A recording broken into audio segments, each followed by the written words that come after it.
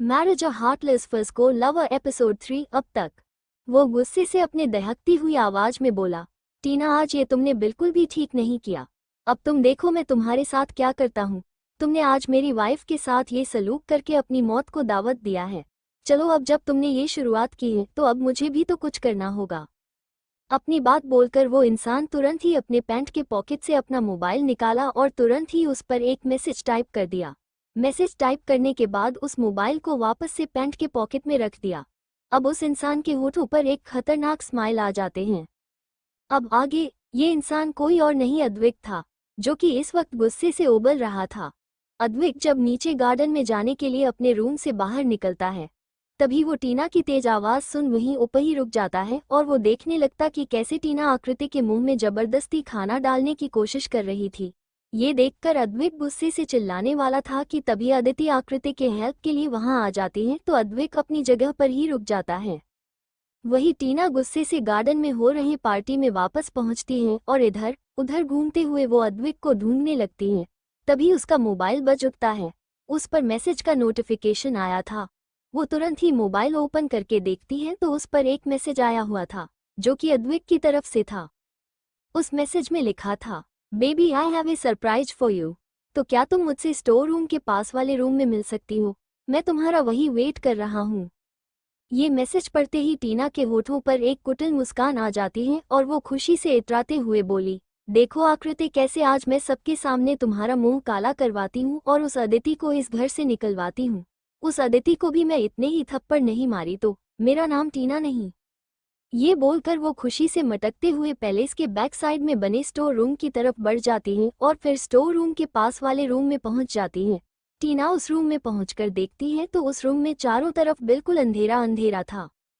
टीना अपनी नज़र चारों तरफ घुमाते हुए अपने सेडक्टिव वॉइस में बोलती है, बेबी बेबी कहाँ हो तुम? अद्विक बेबी देखो ना तुम्हारी टीना आ गई है। कहाँ हो बेबी? अब मुझे जल्दी से सरप्राइज दे दो। अब और परेशान मत करो ना बेबी। ये बोलते हुए वो रूम के अंदर इधर उधर घूमने लगती हैं कि तभी एक झटके में रूम का डोर बंद हो जाता है। डोर के बंद होने की आवाज़ सुन टीना घबरा जाती है। वो जल्दी से पीछे मुड़कर डोर के पास आती हैं और उस डोर को खोलने की कोशिश करने लगती हैं, पर उससे डोर ओपन ही नहीं हो रहा था। टीना बार बार डोर पर अपने हाथों से मारते हुए बोली, कोई है? किसने किया है ये सब? मैंने कहा अभी के अभी डोर ओपन करो, वरना मुझसे बुरा कोई नहीं होगा। फिर वो कुछ सोचकर आगे बोली, अद्विक बेबी क्या तुम हो बाहर? प्लीज़ बेबी मेरे साथ ऐसा मजाक मत करो। तुम्हें पता है ना मुझे अंधेरे से बहुत डर लगता है। अब जल्दी से डोर ओपन कर दो।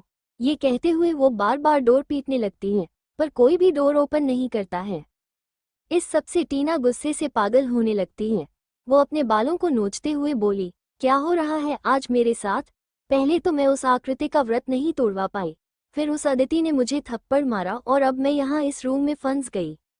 ये कहते हुए वो रूम के लाइट ऑन करने के लिए स्विच बोर्ड ढूंढने लगती हैं, पर उसे वो स्विच बोर्ड मिल ही नहीं रहा था। टीना बहुत घबराई हुई थी। काफी देर तक ढूंढने के बाद टीना को वो स्विच बोर्ड मिलता है तो वो मुस्कुरा उठती है। वो तुरंत ही स्विच को ऑन करती है पर लाइट जलता नहीं होता। लेकिन उस रूम में अब अजीब अजीब सी आवाजें गूंजने लगती हैं जो कि बहुत ही ज्यादा डरावनी थी। उन डरावनी आवाजों को सुन टीना का तो हालात ही खराब हो जाता है। वो डर के कारण पूरी कांपने लगती हैं। डर के कारण उसके माथे पर पसीना उभर आया। उसकी सांसें भी तेज तेज चलने लगी थी। धीरे धीरे वो पूरा पसीने से भीग जाती हैं। वो वही फर्श पर बैठी रहती है कि तभी अचानक ही उसे अपने पैरों के पास कुछ महसूस होता है। वो देखती है कि कोई कीड़ा उस पर चढ़ रहा है और यह महसूस कर बहुत ही ज्यादा डर से चीखने लगती है। वहां पर बहुत सारे जंगली चूहे उसके ऊपर चल रहे थे। टीना उन सभी को बार बार दूर झटकती, पर वो जितना दूर झटकती वो सब उतना ही उसके ऊपर चढ़ते जाते। कई चूहे तो उसके पैर में और हाथों में चिपक कर काटने लगे थे। टीना दर्द से चीख रही थी और चिल्लाई जा रही थी, नहीं छोड़ो, जाओ यहाँ से, कोई है, बचाओ, प्लीज प्लीज हेल्प मी। पर वहाँ उसकी हेल्प के लिए वहाँ कोई नहीं था। वही कोई था जो अपने नीली आंखों से एक तक सब कुछ देखे जा रहा था और उसके होठों पर इस वक्त एक जहरीली मुस्कान थी। ये कोई और नहीं अद्विक था। वो अभी अपने मोबाइल में टीना के साथ उसे रूम में जो कुछ भी हो रहा था वो सब कुछ बिना किसी भाव के देख रहा था। वो सब देखते हुए अद्विक अपने मन ही मन बोला, अभी तो शुरुआत है माय डियर टीना बेबी, आगे आगे देखो मैं तुम्हारे साथ क्या करता हूँ। आखिर तुम्हारी हिम्मत भी कैसे हुई मेरी वाइफ के साथ इस तरह की जबरदस्ती करने की? उसके साथ तो मैं जबरदस्ती नहीं करता तो तुमने कैसे कर लिया? ये तो अभी एक ट्रेलर है, पूरी मूवी तो मैं तुम्हें बाद में दिखाऊंगा, वो भी तुम्हारे पार्टनर के साथ। मौत के लिए भीख मांगोगे तुम दोनों।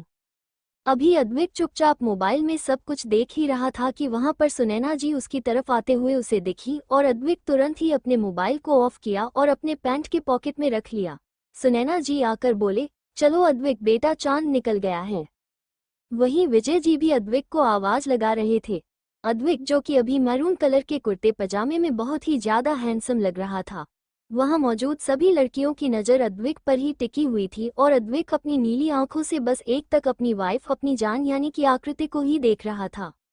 आकृति की खूबसूरती को निहारते हुए अद्विक अपने मन ही मन बोला, उफ वाइफी, क्या अब जान लेकर ही मानोगे? हर रोज तुम ऐसे ही तैयार होगी तो ना जाने कितने लोगों की जान निकल जाएगी, और क्या अपने पति को ऐसे ही सताती रहोगी? अद्विक आकृति की तरफ अपने कदम बढ़ा देता है। वही आकृति एक साइड खड़ी अपनी पलकों को झुकाए चुपचाप खड़ी थी। वो अपने हाथों में आरती की थाली लिए खड़ी थी। वही अद्विक की नज़र तो बस आकृति पर ही टिकी हुई थी। अद्विक आकृति को देखते हुए एक बार फिर से अपने मन ही मन बोला, देखे जो तुझे वो हर एक दीवाना हो जाए। खूबसूरती ऐसी है तुम्हारी कि तुम्हें देख चांद भी शर्मा जाए। ये बोलते हुए अद्विक के होठों के कोने पर एक हल्के से मुस्कान आ जाते हैं, जिसे कोई देख नहीं पाता। अद्विक का दिल तेजी से धड़क रहा था। वही आकृति जब एक नज़र अद्विक को देखती है तो एक पल के लिए उसके हैंडसम फेस को देख उसमें खो सी जाती है, पर उसके चेहरे पर हल्की उदासी भी थी, जिसे अद्विक से नहीं छिपता। वो सब समझ जाता है कि आकृति टीना के कारण उदास है। अद्विक आकृति के सामने जाकर खड़ा हो जाता है। सभी की नज़रें उन दोनों पर ही थी। आकृति के पापा राजेंद्र जी और आकृति का भाई रक्षित दोनों साथ में खड़े होकर आकृति को देख रहे थे। अद्विक के दादाजी एक साइड चेयर पर बैठे हुए थे। अद्विक के पापा विजय जी सुनैना जी के सामने खड़े थे।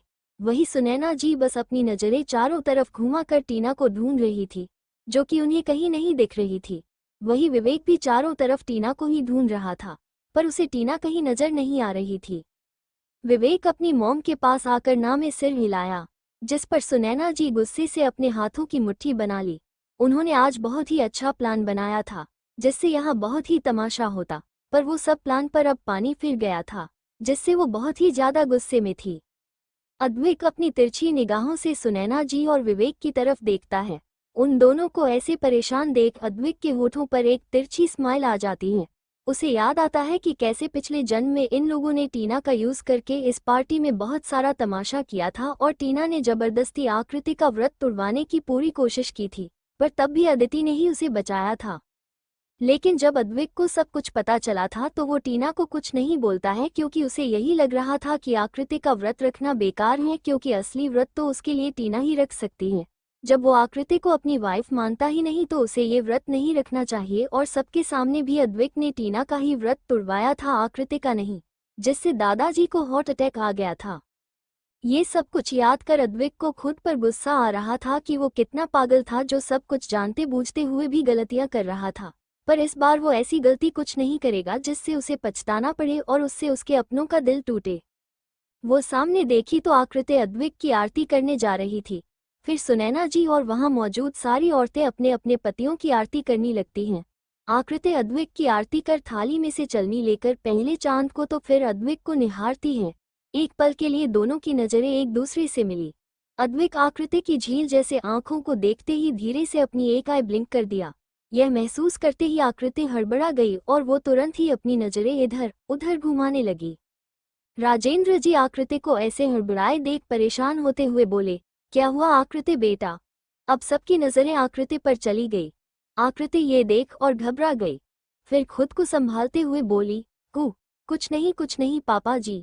वही अद्विक आकृति की हालत देख मन ही मन मुस्कुरा रहा था।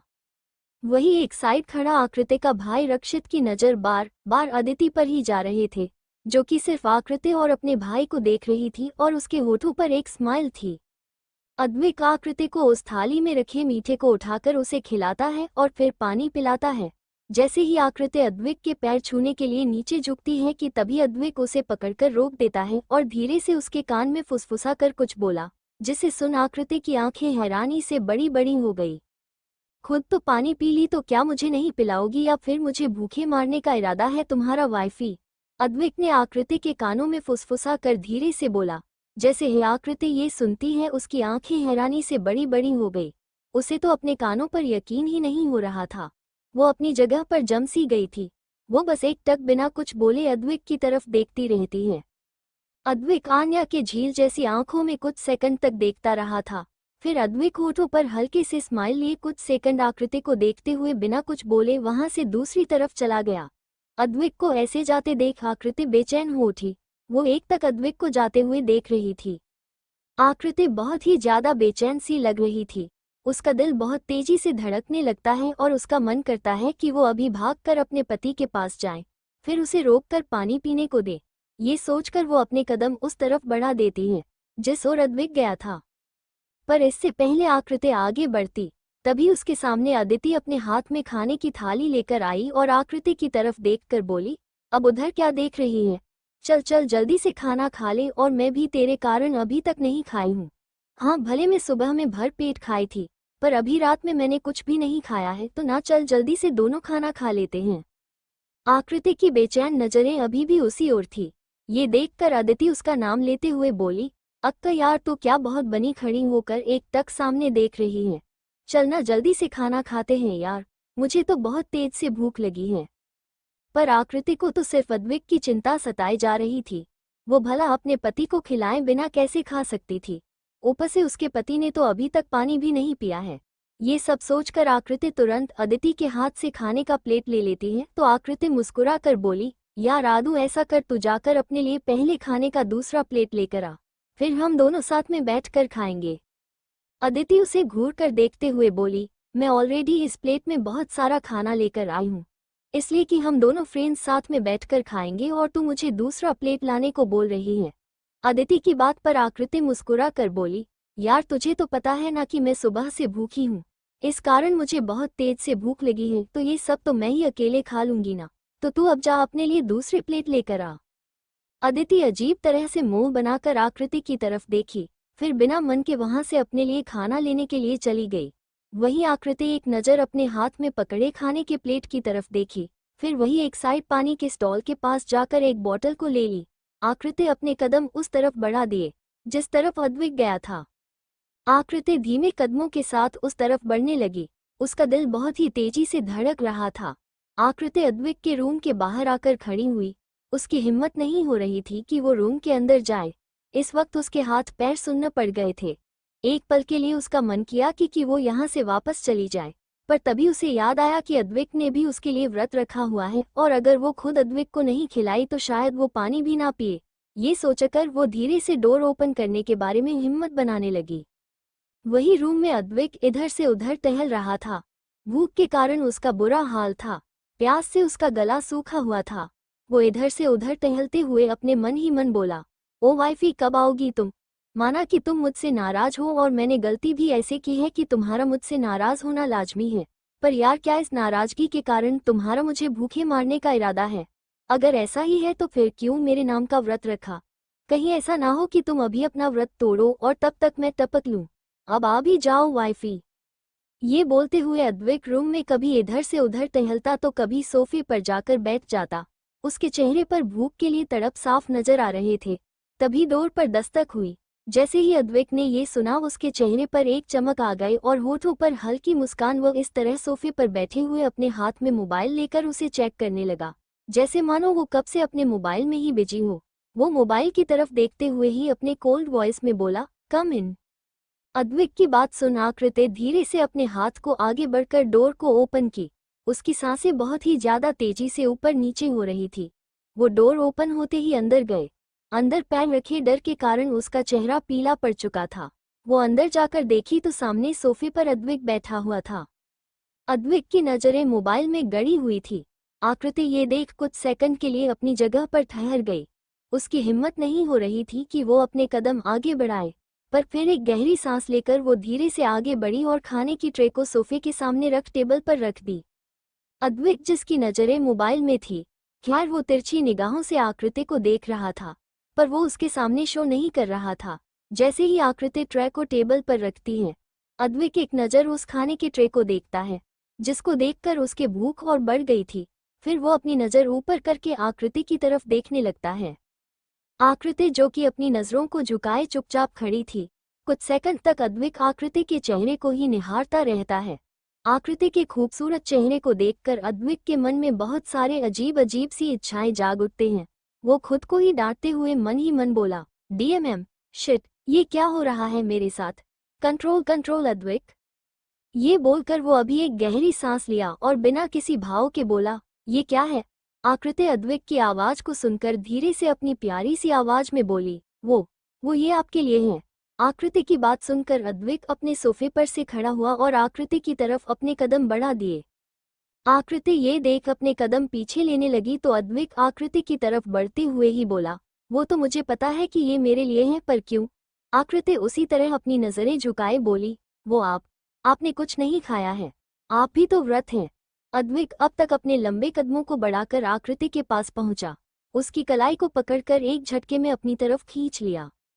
अद्विक के अचानक कैसे खींचते से आकृति सीधी उसके सीने से जा लगी। अदरक ने अपने कपड़े को चेंज कर लिया था, वह अभी व्हाइट शर्ट और सिंपल ट्राउजर में था। शर्ट के ऊपर के 3 बटन खुले हुए थे, जिससे अद्विक का अट्रैक्टिव सीना साफ दिख रहा था और अद्विक के ऐसे खींचने पर आकृति का हाथ सीधे अद्विक के खुले हुए सीने पर जा लगे। आकृति की छुअन अद्विक के अंदर के आग को और भी ज्यादा बढ़ा दिए। अद्विक अपने इंटेंस वाली नजरों से आकृति के खूबसूरत चेहरे को देख रहा था। आकृति अभी भी अपनी नजरों को झुकाए चुपचाप खड़ी थी और अद्विक की नीली आंखें आकृति के झील जैसी आंखों से होते हुए उसके लाल होठों पर ठहर गए। My lips are burning wifey. Advik Aakriti के लाल होठों को देख अपने थूक निकलते हुए मन ही मन बोला, फिर आकृति के गालों को टच करते हुए धीरे से बोला, क्या मुझे पानी पिलाए बिना ही जा रही हो वाइफी? आकृति ये सुन अपनी पलकें उठाकर एक नज़र अद्विक की तरफ देखी। उसकी आंखें अद्विक की नीली नजरों से जा मिले। वही अद्विक भी अपनी नीली आंखों से आकृति को ही बड़े ही बेचैनी से देखे जा रहा था। ये देख आकृति झट से अपने पलकों को नीचे झुका ली और धीरे से बोली, मम, मैं अभी आपको पानी पिलाती हूँ। ये बोलकर वो खुद को अद्विक की पकड़ से छुड़ाने की नाकाम कोशिश करने लगी। अद्विक ये देख तिरछा मुस्कुराया और उस पर अपनी पकड़ और कस लिया। ये देखकर आकृति चौंक गई, फिर धीरे से बोली, आप मुझे छोड़ेंगे तो ना मैं आपको पानी पिलाऊंगी। अद्विक आकृति को तो अपनी बाहों में ही हमेशा के लिए भरे रखना चाह रहा था। उसकी मन आकृति को छोड़ने का बिल्कुल भी नहीं था, पर उसे अभी बहुत तेज भूख और प्यास दोनों ही लगी हुई थी। इस कारण ना चाहते हुए भी उसे आकृति को छोड़ना पड़ा। आकृति धीरे से चलकर टेबल के पास गई और वहां रखे वाटर बॉटल को उठाकर लाई और अद्विक के सामने खड़ी हो गई। अद्विक आकृति को ही एक तक देख रहा था। आकृति धीरे से उस वाटर बोतल के ढक्कन को खोली और उसे अद्विक के होठों की तरफ बढ़ा दी। विक आकृति की तरफ देखते हुए ही वाटर बोतल को पकड़े आकृति के हाथ पर ही अपने हाथ रख दिया और बिना कुछ बोले चुपचाप से पानी पीने लगा। अद्विक के इस तरह हाथ पकड़ने पर आकृति की तो हालात ही खराब हो गई। कुछ ही देर में अद्विक वाटर बॉटल का सारा पानी पी गया। आकृति बॉटल को अद्विक के मुंह पर से हटाई और उसे बंद करके धीरे से बोली, अब आप खाना खा लीजिए। ये कहकर वो वहां से जाने के लिए मुड़ी, पर तभी ये देख अद्विक आगे बढ़ा और बिना कुछ बोले आकृति को अपने गोद में उठा लिया। अद्विक के अचानक ऐसा करने से आकृति की तो आंखें हैरानी से बड़ी बड़ी हो गई। वो अपनी आंखों को बड़ी किए अद्विक की तरफ देख रही थी। वही अद्विक आकृति को ले सोफे पर गया और उसे बिठाते हुए बोला, यहीं बैठो और यहाँ से बिल्कुल हिलना मत। आकृति कुछ नहीं बोल पाई। फिर अद्विक खाने के ट्रे को उठाकर ले आया और आकृति के सामने उसे रख खुद भी वहीं बैठ गया। आकृति ने अद्विक को देखी और फिर उस खाने के प्लेट को। आकृति धीरे से बोली, क्या सच में आपने भी व्रत रखा है? आकृति की बातें अद्विक को चुभ गई और वो थोड़ा नाराजगी से बोला, क्यों, तुम्हें लगा कि मैं झूठ बोल रहा हूँ? और हाँ, चुप रहकर खाना खाओ। बोलते हुए अद्विक ने आकृति के आगे खाने का एक वाइट किया। आकृति एक बार फिर से हिम्मत करके अद्विक से बोली, मैंने कुछ पूछा है आपसे? तभी अधिक थोड़े गुस्से से बोला, मैंने कहा ना चुप रहो। पर आकृति खुद को रोक नहीं पाई और फिर से बोली, क्या सच में आपने व्रत रखा है? अद्विक बिना किसी भाव के बोला, उससे क्या फर्क पड़ता है तुम्हें? आकृति की आंखें हल्की नम हो गई और वो अपनी पलकों को झुकाए धीरे से बोली, पर लेकिन क्यों? अगर यही सवाल मैं तुमसे करूं कि तुमने क्यों व्रत रखा है, जबकि मैंने तो तुम्हें व्रत रखने को कहा भी नहीं था। अद्विक के पूछने पर आकृति एकदम से शांत पड़ गई। वो अपने सिर को झुकाए चुपचाप बैठी रही। ये देख अद्विक ने एक गहरी सांस छोड़ते हुए कहा, लो अब खा लो इसे। आकृति भी अब बिना कुछ बोले धीरे से अपना मुंह खोल दी और अद्विक ने आकृति को खाने का बाइट खिला दिया। फिर आकृति भी धीरे से खाने के एक बाइट को उठाई और अद्विक की तरफ बढ़ा दी। अद्विक कुछ सेकंड तक आकृति के हाथ को घूरता रहा, फिर बिना कुछ बोले चुपचाप से आकृति के हाथ से खाना खा लेता है। आकृति को ये देख बहुत अच्छा लगता है और वो मन ही मन बहुत खुश होती है। ऐसे ही दोनों एक दूसरे को खिलाते हैं और थोड़ी ही देर में दोनों ने डिनर कर लिया था। अद्विक की नीली नजरें इस पूरे टाइम आकृति के सुंदर चेहरे पर ही टिकी हुई थी। वहीं आकृति अपनी पलकों को झुकाए हुए बैठी थी। जैसे ही आकृति उठने लगी कि तभी अद्विक ने उसका हाथ पकड़ लिया। आकृति ये देख एक पल के लिए सन में रह जाती है।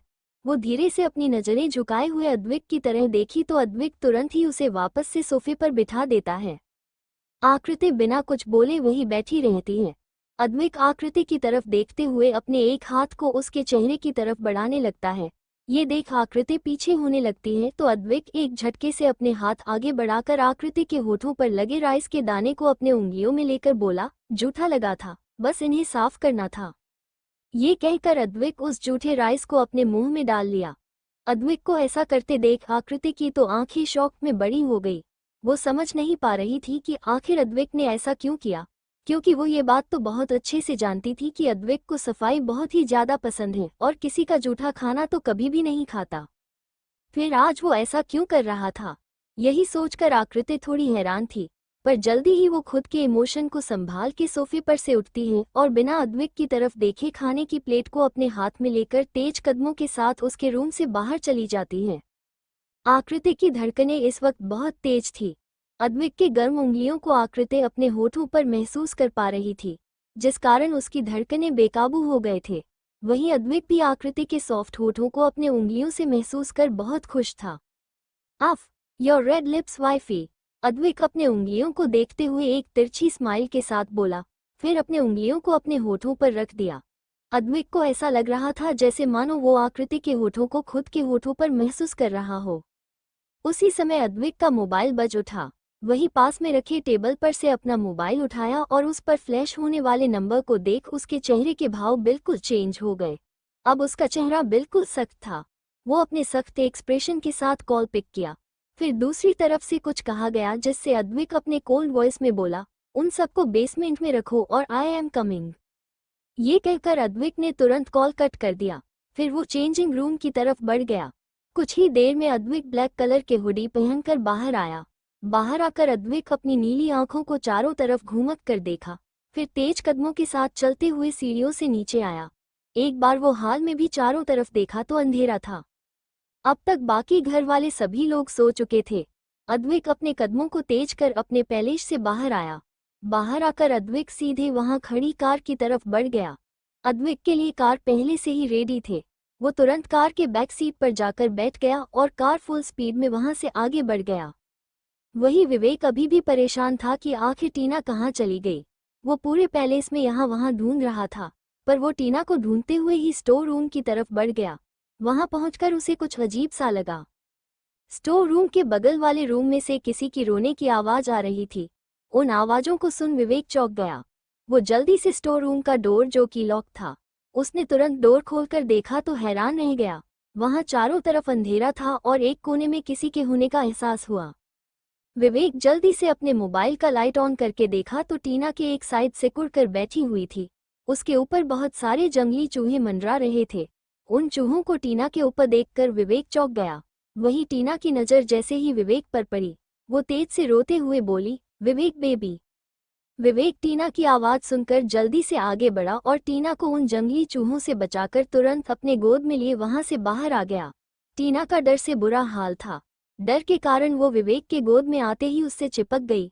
वो डर से बुरी तरह कांप रही थी, जिसे विवेक भी समझ गया और उसके पीठ को सहलाते हुए से उसे हिम्मत दे रहा था। पर उसकी नज़र टीना के हाथ चेहरे पर गए, जिस पर चूहों के काटने के निशान थे। ये देखकर विवेक जल्दी से भागते हुए बाहर आया और टीना को अपने साथ लेकर कार में बैठ गया। विवेक के कहने पर ड्राइवर जल्दी से गाड़ी हॉस्पिटल की तरह बढ़ा दिया। टीना विवेक के गोद में आते ही कुछ ही देर में बेहोश हो गई। टीना को बेहोश देख विवेक उसे होश में लाने के लिए बोला, टीना टीना ओपन योर आइज। टीना किसने किया है तुम्हारे साथ ये सब? टीना ओपन योर आइज। पर तीन होश में नहीं आती। ये देखकर विवेक उसे खुद से और चिपक लेता है। विवेक टीना के लिए थोड़ा परेशान था। कुछ ही देर में ड्राइवर ने एक हॉस्पिटल के सामने कार रोका। विवेक टीना को अपने गोद में लिए हुए कार से बाहर आया और तेजी से हॉस्पिटल की तरफ बढ़ गया। कुछ देर में वार्ड के अंदर डॉक्टर टीना का चेकअप कर रहे थे और विवेक बाहर खड़ा डॉक्टर के बाहर आने का वेट कर रहा था। वो बाहर खड़े होकर इधर से उधर घूम रहा था कि तभी उसका मोबाइल बजने लगा। वो तुरंत ही कॉल पिक किया तो उसकी मॉम यानी कि सुनैना जी दूसरी तरफ से बोली, विवेक बेटा तुम कहाँ हो? मैं यहाँ तुम्हारे रूम में आई थी। मुझे तुमसे कुछ जरूरी बात करनी थी, पर तुम तो यहाँ हो ही नहीं। विवेक अपनी मॉम की बात पर तुरंत बोला, मॉम मैं यहाँ हॉस्पिटल में हूँ। सुनैना जी जैसे ही हॉस्पिटल सुनी वो चौंक गई। वो तुरंत बोली, हॉस्पिटल? पर तुम हॉस्पिटल में क्यों हो? जिस पर विवेक ने सारी बात बता दिया। सुनैना जी यह सब सुनकर बिल्कुल दंग रह गई। वो विवेक की बात सुनकर बोली, ओह तभी हमें टीना नहीं मिल रही थी। आखिर ऐसा कौन कर सकता है? विवेक भी सुनैना जी से बोला, ये तो मुझे भी नहीं पता मॉम। अब ये तो टीना के होश में आने के बाद ही पता चलेगा। विवेक की बात पर सुनैना जी तुरंत बोली, ठीक है तुम टीना का ही ख्याल रखो, मैं यहाँ सब कुछ देखती हूँ। ये कहकर उन्होंने कॉल कट कर दिया। उसी समय डॉक्टर वार्ड से बाहर आया तो विवेक की तरफ देखकर बोला, पेशेंट को बहुत सदमा सा लगा है, इस कारण वो बेहोश हो गई हैं। आप उनकी केयर करिएगा और कोशिश करिएगा कि ज़्यादा से ज़्यादा टाइम आप उनके साथ रहे। उनको जो थोड़े बहुत चोट आए हैं उन पर हमने मेडिसिन लगा दिए हैं। शायद किसी जानवर ने बहुत जगह उनके हाथ और चेहरे पर बाइट किया है, जिस कारण वो घायल हो गई हैं। विवेक ये सुनकर हाँ में सिर हिला दिया और बोला, हाँ डॉक्टर वो कुछ जंगली चूहों ने काट लिया है। डॉक्टर विवेक की बात पर बोले, हाँ हमने उन पर दवा लगा दिए हैं और इंजेक्शन भी लगा दिया है। जल्द ही वो होश में आ जाएंगी, आप उनसे जाकर मिल सकते हैं। ये बोलकर डॉक्टर वहां से चले गए। डॉक्टर के जाने के बाद विवेक तुरंत ही वार्ड के अंदर गया और टीना को देखने लगा, जिसके हाथों पर कई जगह पर कट के निशान लगे थे। वहां पर पट्टी की गई थी, चेहरे पर भी बहुत जगह घाव के निशान थे। विवेक वही टीना के पास जाकर बैठ गया। इस वक्त टीना का चेहरा थोड़ा भयानक लग रहा था। विवेक कुछ देर तक टीना की तरफ देखता रहा और मन ही मन बोला, मुझे समझ नहीं आ रहा है कि आखिर टीना वहां पहुंची कैसे और वो सब जंगली चूहे वो वहां कैसे आ गए। विवेक के मन में यही सब चल रहा था। वही कुछ देर बाद आकृति रूम में पहुंची तो अदिति वहां पर पहले से मौजूद थी। वो आकृति को घूर घूर कर देख रही थी। ये देखकर आकृति अपनी नजरें चुराने लगी। तभी अदिति उसे घूरते हुए बोली, ओ मैडम तुम कहाँ चली गई थी? मैं कब से तुम्हें ढूंढ रही थी और तुम तो खाने का प्लेट लेकर ऐसे गायब हुई जैसे कोई मिस इंडिया बन गई हो। अदिति की बात पर आकृति कुछ बोल ही नहीं पाई। उसका चेहरा इस वक्त पूरा शर्म से लाल था, जिसे अदिति भी देख लेती है। वो बेड पर बैठी हुई थी। वो उठकर आकृति के पास आई और उसके गालों को हल्का सा टच करते हुए बोली, अक्का ये तेरी चिक्स क्यों रेड हो गए हैं? क्या तुझे फीवर है? आकृति जल्दी से अदिति की उंगलियों को अपने चेहरे पर से हटाते हुए बोली, आदू वो लगता है मैं सुबह से भूखी हूं ना, तो शायद अभी ही खाना खाई हूं, तो थोड़ा गर्मी के कारण ऐसा हो गया है। मैं ना गरम गरम खाना खा लिया है। आकृति अपनी ही बातों में फंस रही थी। वहीं अदिति आकृति की गोल गोल बातों को सुनकर उसे अजीब तरह से देखने लगी। तभी आकृति अदिति को खुद की तरफ इस तरह देखते हुए पाकर बोली, आदू मैं अभी फ्रेश होकर आती हूँ, फिर हम दोनों साथ में सोएंगे। आकृति की बात सुनकर अदिति बोली, हेलो साथ में सोएंगे से क्या मतलब है? मैं कोई तुम्हारी हस्बैंड नहीं हूँ। इतना ही साथ में सोने का मन है तो तुम भाई के रूम में जा सकती हो। आकृति वॉशरूम उसे एक नज़र घूर कर देखी और तुरंत वॉशरूम में घुस गई।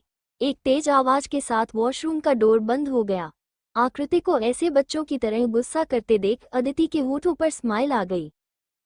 कुछ देर बाद आकृति अपने कपड़े चेंज कर नाइट ड्रेस पहन वॉशरूम से बाहर आई और वही बेड पर आकर अदिति के बगल में लेट गई। अदिति बेड पर लेटी हुई अपने मोबाइल में स्क्रॉल करके कुछ देख रही थी। वही आकृति कुछ सेकंड तक मोबाइल को चेक की और फिर करवट बदलकर अपनी आंखें बंद कर ली। आंखें बंद करते ही एक बार फिर से आकृति के आंखों के सामने अद्विक का चेहरा आ गया, जिससे उसके होठों पर हल्की सी स्माइल आ गई। अचानक ही उसे अद्विक की करीबी, उसका व्रत रखना और उसके होठों का छूना, ये सब महसूस करते ही आकृति की पूरे शरीर में एक तेज सिहरन सा दौड़ गया। आकृति को वो सब याद कर बहुत ही अच्छा महसूस हो रहा था। अचानक ही उसे अपने पेट में हजारों तितलियां उड़ती हुई महसूस होने लगी। उसका पूरा चेहरा रेड होने के कारण जलने लगा। आकृति अपने गालों पर अपने हाथों को रखकर देखी तो उसे बहुत ही ज्यादा गर्म लगने लगा, जिससे आकृति खुद को ही डांटते हुए मन ही मन बोली, आपको क्या हो गया है, तुझे खुद को संभाल। हाँ, माना कि वो तेरे लिए आज व्रत रखे हैं और उन्होंने तेरा व्रत खुलवाया, साथ में तुझे डिनर भी कराया, पर शायद वो कुछ ज्यादा ही सोच रही हैं। वो ये सब कुछ सभी घरवालों को दिखाने के लिए कर रहे हो, पर असल में उनके मन में मेरे लिए कुछ ना हो। ये सोचकर आकृति का चेहरा उदास हो गया और उसकी आंखें हल्की नम हो गई। जब उसे टीना की कही बात याद आई तो उसकी आंखों से आंसू बहने लगे। वो मन ही मन बोली, नहीं, मुझे खुद के इमोशन पर कंट्रोल करना ही होगा, वरना कहीं मुझे बहुत ही ज्यादा दर्द और तकलीफ ना झेलना पड़े। ये सब बोलते हुए वो अपने आंखों से बह रही आंसुओं को साफ की और अपनी आंखों को बंद कर ले। फिर सोने की कोशिश करने लगी। वही उसके बगल में लेटी है। अदिति भी आकृति के मन की हालत को समझ पा रही थी। उसे पता था कि आकृति अभी अंदर से बहुत दुखी है, पर वो अपने चेहरे पर दुख को जाहिर नहीं करेगी। उसे अपने दोस्त के लिए बहुत बुरा लग रहा था। इसके साथ ही साथ उसे अपने भाई पर गुस्सा भी आ रहा था। वह सोच रही थी कि अब वो अपने भाई से इस बारे में डायरेक्ट बात करेगी। ये सब सोचते हुए अदिति भी अपनी आंखें बंद कर ली और थोड़ी देर में वह दोनों ही नींद की आगोश में चली गई। अगली सुबह करीब 8 बजे हॉस्पिटल बेड पर लेटी हुई टीना की धीरे धीरे आंखें खुली तो अभी भी उसकी आंखों में डर के भाव थे। उसने अपनी नजरों को यहाँ वहाँ घुमा कर देखा तो खुद को हॉस्पिटल में देख उसे एक राहत सा महसूस हुआ। तभी उसके वार्ड का डोर ओपन हुआ और विवेक चलकर अंदर आया। विवेक को देखते ही टीना मुस्कुरा दी। विवेक भी मुस्कुराते हुए टीना के पास आकर तुरंत उसके चेहरे की तरफ झुका और उसके होठों को चूमते हुए बोला, बेबी अब तुम कैसी हो? टीना मुस्कुरा कर बोली, मैं अब अच्छी हूँ। विवेक टीना की तरफ देखकर फिर पूछा, ये सब तुम्हारे साथ कैसे हुआ? तुम उस जगह पर कैसे फंस गई? टीना विवेक की बात सुनकर रोने लगी। वो रोते हुए बोली, ये सब सिर्फ तुम्हारे भाई अद्विक के कारण ही हुआ है। विवेक ने जैसे ही यह सुना वो चौंक गया। वो हैरानी से बोला, क्या अद्विक भाई ने ये सब किया? पर वो ऐसा क्यों करेंगे? वो तो तुम्हें नुकसान पहुंचाने के बारे में सोच भी नहीं सकते। वो तो तुम्हारे प्यार के जाल में पूरी तरह से फंस चुके हैं। टीना तुरंत विवेक के हाथ को पकड़कर रोते हुए बोली, मैं सच कह रही हूँ, ये सब अद्विक ने ही किया है। उसने मुझे मैसेज करके वहां पर बुलाया था। फिर टीना एक एक करके सारी बात विवेक को बता दी। विवेक टीना की बात सुन बहुत ही ज्यादा चौंक गया। वही जब उसने टीना के मोबाइल पर अद्विक के नंबर से आए मैसेज की तरफ देखा तो वो और भी ज्यादा चौंक गया। विवेक टीना से बोला, पर ऐसा कैसे हो सकता है? भाई तो वहां सबके साथ गार्डन में थे और उन्होंने तो उस लड़की आकृति का व्रत भी तुड़वाया। ये सुनते ही टीना तो गुस्से से बौखला उठी। वो अपने हाथों की मुट्ठी बनाकर गुस्से से बोली, मैं उस आकृति को नहीं छोड़ूंगी, मार डालूंगी मैं उसे। विवेक उसे शांत कराते हुए बोला, शांत हो जाओ और पहले ये बताओ, क्या तुम्हें पूरा यकीन है कि ये सब अद्विक ने किया है? तीन एक पल के लिए सोच में पड़ गई कि कहीं ऐसा तो नहीं कि इसमें अद्विक का हाथ ना हो। फिर कुछ देर बाद बोली, ऐसा कैसे नहीं हो सकता, उसी के मोबाइल से तो मुझे मैसेज आया था। विवेक तो सोच में पड़ गया। वो कुछ सोचते हुए बोला, पर भाई ने तो मुझसे कहा था कि उनका मोबाइल गुम हो गया है, फिर मैं ही उनका मोबाइल ढूंढ के लाकर दिया था। ये सुन टीना को थोड़ा अजीब लगा और वो सोचते हुए बोली, आखिर ये सब अद्विक ने नहीं किया है तो ये सब कौन कर सकता है? विवेक भी सोचने लगा। फिर वो टीना से बोला, कोई ऐसा जो तुमसे नफरत करता है? क्या किसी से कल तुम्हारी लड़ाई हुई थी? टीना को अदिति का ख्याल आया कि कैसे उसने कल उसे थप्पड़ मारा था और मुझे भला बुरा बोला था। टीना सारी बातें विवेक को बता देती है, जिससे विवेक को बहुत तेज गुस्सा आता है। उसे अब अदिति पर बहुत ही ज्यादा गुस्सा आ रहा था। अगर ये सब अदिति ने किया है तो मैं उसे छोड़ूंगा नहीं, पर हाँ, अभी हमारे पास कोई प्रूफ नहीं है और ऐसे में अद्विक भाई तो अदिति को कुछ नहीं बोलेंगे क्योंकि अदिति को बहुत मानते हैं और दादाजी की भी जान अदिति में बसती है। इसलिए हमें पहले सावधान रहना होगा और मौका ढूंढते ही हमें खुद उसे सबक सिखाना होगा। टीना भी गुस्से से भरी हुई थी और उसका नफरत मन ही मन अदिति और आकृति दोनों के लिए और बढ़ गया था। एक हफ्ते बाद, वही करवा चौथ वाले रात के बाद से अद्विक घर नहीं आया था। ऐसे ही 7 दिन बीत गए थे। अद्विक को वहां ना देखकर सबसे ज्यादा कोई परेशान था तो वो थी आकृति। भले ही वो अद्विक से बातें नहीं करती थी, पर अद्विक की मौजूदगी एक सुकून पहुंचाते थे। वो कहते हैं ना, जब कोई किसी से शिद्दत वाला मोहब्बत करता है तो अपने महबूब से बात ना करने पर भी सिर्फ उसको एक नज़र देख लेने से ही दिल को सुकून मिलता है। वही महबूब को ना देख पाना दुनिया का सबसे बड़ा दर्द होता है। इस एक हफ्ते में अद्विक के ना रहने पर आकृति दिन में हमेशा उसी के रूम में रहती और रात में अदिति के साथ सोती थी। उसे वहां रखे हर एक चीज में अद्विक के छुअन का एहसास होता था। आज की सुबह भी आकृति अदिति के रूप में ही सोकर उठी और तैयार होकर अदिति के साथ नीचे सीढ़ियों से होते हुए डाइनिंग टेबल पर गई। वहां सभी पहले से मौजूद थे। आकृति और अदिति भी जाकर वहां बैठ गए। फिर सभी साथ में ब्रेकफास्ट करने लगे। दादाजी ने सबकी तरफ देखकर बोले, कल दीपावली है तो उसकी सारी तैयारियां अच्छे से हो जाना चाहिए।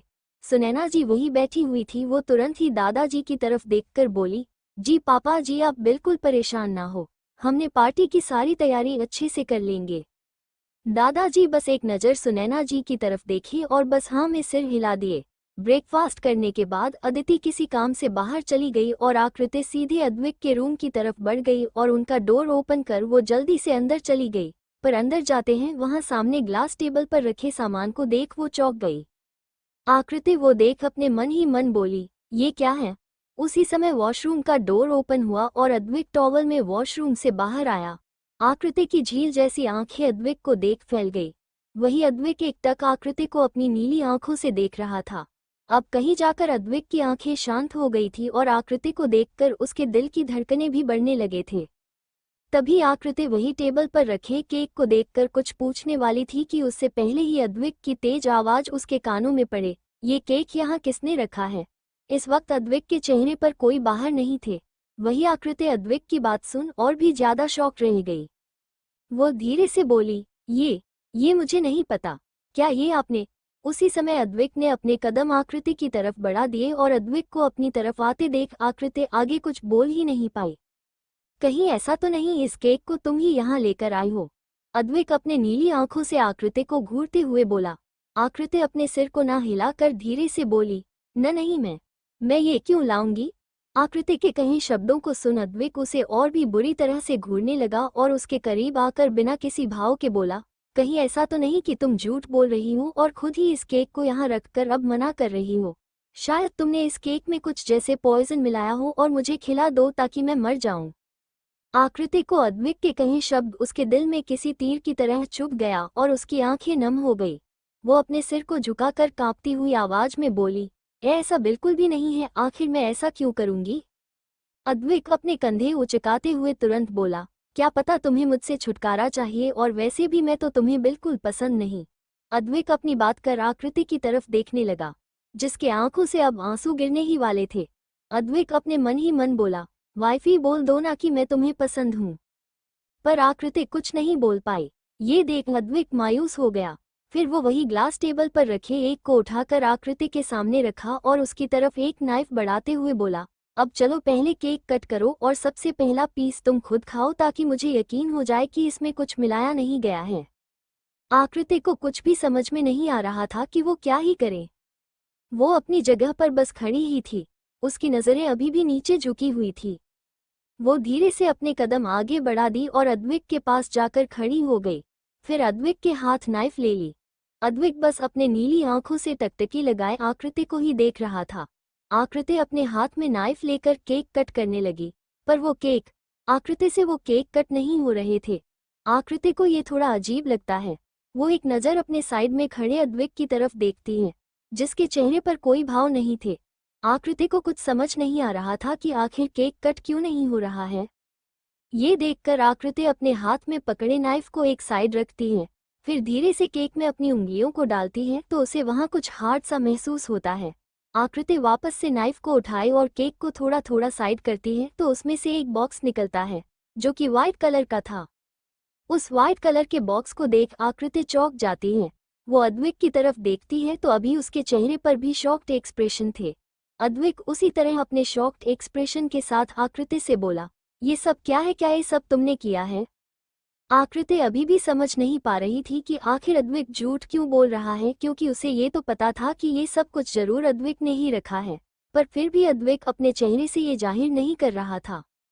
ये बात आकृति को समझ नहीं आ रही थी कि आखिर अद्विक ऐसे क्यों प्रिटेंड कर रहा है कि जैसे वो कुछ जानता ही नहीं। आकृति केक में से उस बॉक्स को निकालती है। अद्विक अभी भी आकृति के हाथ में पकड़े उस बॉक्स को अपनी नीली आंखों से घूर घूर कर देख रहा था। आकृति धीरे से उस बॉक्स को ओपन करती है तो उसमें एक बहुत ही प्यारा सा डायमंड रिंग होता है। उस डायमंड रिंग को देख आकृति और भी ज्यादा हैरान रह जाती है। तभी अद्विक उस बॉक्स को लेकर उसमें से रिंग निकलता है और आकृति के हाथ को पकड़ तुरंत उसके रिंग फिंगर में उस डायमंड रिंग को पहना देता है। ये सब कुछ अद्विक ने इतना जल्दी किया कि आकृति कुछ समझ ही नहीं पाती कि अचानक से ये सब क्या हो गया। वहीं अद्विक आकृति को रिंग पहनाने के बाद उसके हाथ को अपने होठों के पास लाकर बड़े ही प्यार से उसकी उंगलियों को चूम लेता है। अद्विक के ऐसा करते ही आकृति कांप सी जाती है। वही अद्विक तुरंत ही आकृति को अपने करीब खींच उसके बालों की लिटों को एक साइड करता है और आकृति के कानों के पास अपने होंठ ले जाकर अपने मैग्नेटिक वॉइस में धीरे से बोलता है, हैप्पी 6 मंथ एनिवर्सरी वाइफी। जैसे ही आकृति अद्विक की कही बात सुनती है उसकी आंखें बड़ी बड़ी हो जाती हैं। वो अपनी जगह पर जम सी जाती है। वही अद्विक अपनी बात को बोलकर आकृति के ईयरलॉब को अपने होठों से चूम लेता है। अद्विक के गर्म होठों को अपने कान पर महसूस कर आकृति सिहर उठती है और तुरंत ही अद्विक से दूर होने लगती है। लेकिन अद्विक आकृति के कमर पर अपनी पकड़ कस लेता है, जैसे वो आज आकृति को खुद से दूर जाने देना ही नहीं चाहता। आकृति अपनी पलकों को ऊपर उठाकर एक बार अद्विक की तरफ देखती है तो अद्विक अपने आंखों से ही आकृति को खुद से दूर ना जाने से साफ मना करता है, जैसे मानो वो आकृति को वार्निंग दे रहा हो कि हिलना मत वरना तुम्हारे लिए सही नहीं होगा वाइफी। आकृति की तो अब हालात ही खराब हो रही थी। अद्विक के इतने करीब होने के कारण उसके दिल की धड़कनें बहुत तेज हो गई थी और चेहरा शर्म से पूरा लाल। वो अपनी नजरों को झुकाए चुपचाप खड़ी थी। वहीं अद्विक सामने रखे केक का एक पीस को उठाता है और आकृति के मुंह के पास लाकर रुक जाता है क्योंकि आकृति अपना मुंह नहीं खोल रही थी। ये देख अद्विक आकृति के कानों में बोला, वाइफी क्या तुम सीधे तरीके से खाना चाहोगी या फिर मेरे पास और भी तरीके हैं तुम्हें खिलाने के। आकृति अद्विक की बात सुन उसके तरफ देखी तो अद्विक अपने एक आई ब्लिंक कर दिए। अद्विक के ऐसे करने से आकृति हड़बड़ा जाती है और तुरंत ही अपना मुंह खोलती है। फिर अद्विक आकृति को अपने हाथों से केक खिलाता है। जैसे ही आकृति ये सोचती है कि वो भी अद्विक को केक खिलाए, उससे पहले ही अद्विक नीचे झुकता है और आकृति के होठों पर लगे केक के क्रीम को अपने टांग से लिक करने लगता है। अब तो आकृति का और भी बुरा हाल हो गया था। उसका मन कर रहा था कि वो अभी ही यहाँ से भाग जाए। वही अद्विक आकृति को अपने उसके कमर से पकड़ खुद के और करीब खींच लेता है, जिससे आकृति अद्विक से बिल्कुल चिपक जाता है और धीरे धीरे आकृति के होठों को चूमने लगता है। आकृति तो अपनी जगह पर जड़ सी हो गई थी। एक पल के लिए उसका माइंड बिल्कुल ब्लैंक हो गया था। वो कुछ समझ ही नहीं पा रही थी कि आखिर अद्विक ये क्या कर रहा है। वही अद्विक बड़े ही प्यार से आकृति के होठों को चूम रहा था। वो आकृति के कभी लोअर लिप्स को अपने होठों के बीच दबाकर चूमता तो कभी उसके अपर लिप्स को। आकृति बिल्कुल स्टैचू बनकर अपनी जगह पर ही खड़ी थी। अद्विक बिल्कुल आकृति के ऊपर झुका हुआ उसके होठों को चूम रहा था। अद्विक किस करते हुए आकृति के मुंह के अंदर अपने टंग डालना चाह रहा था, पर आकृति थी कि अपने होठों को खोल ही नहीं रही थी। यह महसूस कर अद्विक आकृति के कमर पर पिंच करता है, जिससे दर्द के कारण आकृति के मुंह से हल्की सी आह निकल जाती है। इसी का फायदा उठाकर अद्विक अपने टंग को आकृति के मुंह के अंदर डाल उसके टंग के साथ उलझा लेता है। आकृति की तो अब सांस भी तेज हो गए थे। उसकी धड़कने जैसे बुलेट ट्रेन से भी ज्यादा फास्ट दौड़ रहे थे। वहीं अद्विक बड़े ही पैशनेटली आकृति के होठों को चूम रहा था। एक पल के लिए आकृति भी उस किस में मदहोश हो जाती है और कब उसके हाथ अपने आप ही अद्विक के बालों में चले जाते हैं उसे पता भी नहीं चलता। अब आकृति भी अद्विक के किस में उसका साथ देने लगती है। जैसे ही अद्विक यह महसूस करता है, वो अंदर ही अंदर बहुत ही ज्यादा खुश हो जाता है और वो काफी डीप और पैशन के साथ आकृति की होठों को चूमने लगता है। अद्विक आकृति को चूमते हुए ही उसे उसकी कमर से हल्का सा लिफ्ट करता है, जिससे आकृति ऊपर की तरफ उठ जाती है और उसके दोनों पैर अद्विक के कमर के चारों तरफ लिपट जाते हैं। दोनों ही अब एक दूसरे में पूरी तरह से खो चुके थे और एक दूसरे के होठों को बेतहाशा चूम रहे थे। अद्विक उसी तरह आकृति के होठों को चूमते हुए ही उसे लेकर बेड तक आता है और बड़े ही आराम से उसे बेड पर लिटा देता है। आकृति को तो कोई होश ही नहीं था। वो तो जैसे एक अलग ही दुनिया में पहुंच गई थी। वही अद्विक आकृति को बेड पर लिटाकर उसके दोनों हाथों की उंगलियों में अपने उंगलियों को फंसा लेता है और एक बार फिर से आकृति के होठों को बड़े ही बेबाकी के साथ चूमने लगता है। वही आकृति भी उसका पूरा साथ दे रही थी। उन दोनों के बीच का किस काफी लंबा चलता है। दोनों में से कोई भी एक दूसरे के होठों को छोड़ने को तैयार ही नहीं थे। जब दोनों के ही सांसें फूलने लगते हैं तो अद्विक धीरे से आकृति के होठों को छोड़ देता है। अद्विक नीचे झुककर आकृति के बालों में अपना सिर छुपा के गहरी गहरी सांसें लेने लगता है। वही आकृति तेज तेज सांसें लेते हुए ही अपने बढ़ी हुई सांसों को कंट्रोल करने में लग जाती हैं। अभी दोनों एक दूसरे के बिल्कुल करीब थे, या फिर यह भी कहा जा सकता है कि अद्विक आकृति के ऊपर लेटा हुआ था और आकृति उसके नीचे दबी हुई थी। उसका पूरा चेहरा टमाटर से भी ज्यादा रेड हो गया था। शर्म के कारण उसका बुरा हाल था और उसका पूरा शरीर हल्का हल्का कांप रहा था। ये सब कुछ आकृति के लिए पहली बार था। अभी दोनों ही एक दूसरे में खोए हुए थे। उन दोनों को देख यही लग रहा था जैसे वो दोनों अभी एक अलग ही दुनिया में खोए हुए हैं, जहां उन्हें किसी की कोई परवाह ही ना हो। इस दुनिया में सिर्फ वही दोनों ही हैं। उस पूरे रूम में बिल्कुल शांति थी। उस पूरे रूम में सिर्फ उन दोनों के ही तेज तेज सांसों की आवाज गूंज रहे थे। उसी समय उस रूम की शांति को भंग करते हुए फोन के रिंग की तेज आवाज गूंजने लगे। उस आवाज को सुनते ही आकृति अपने सेंस में वापस आ गई। उसे एहसास होने लगा कि वो अभी कहाँ है और क्या कर रही थी। आकृति को एक पल के लिए ये सब तो किसी सपने की तरह ही लग रहा था।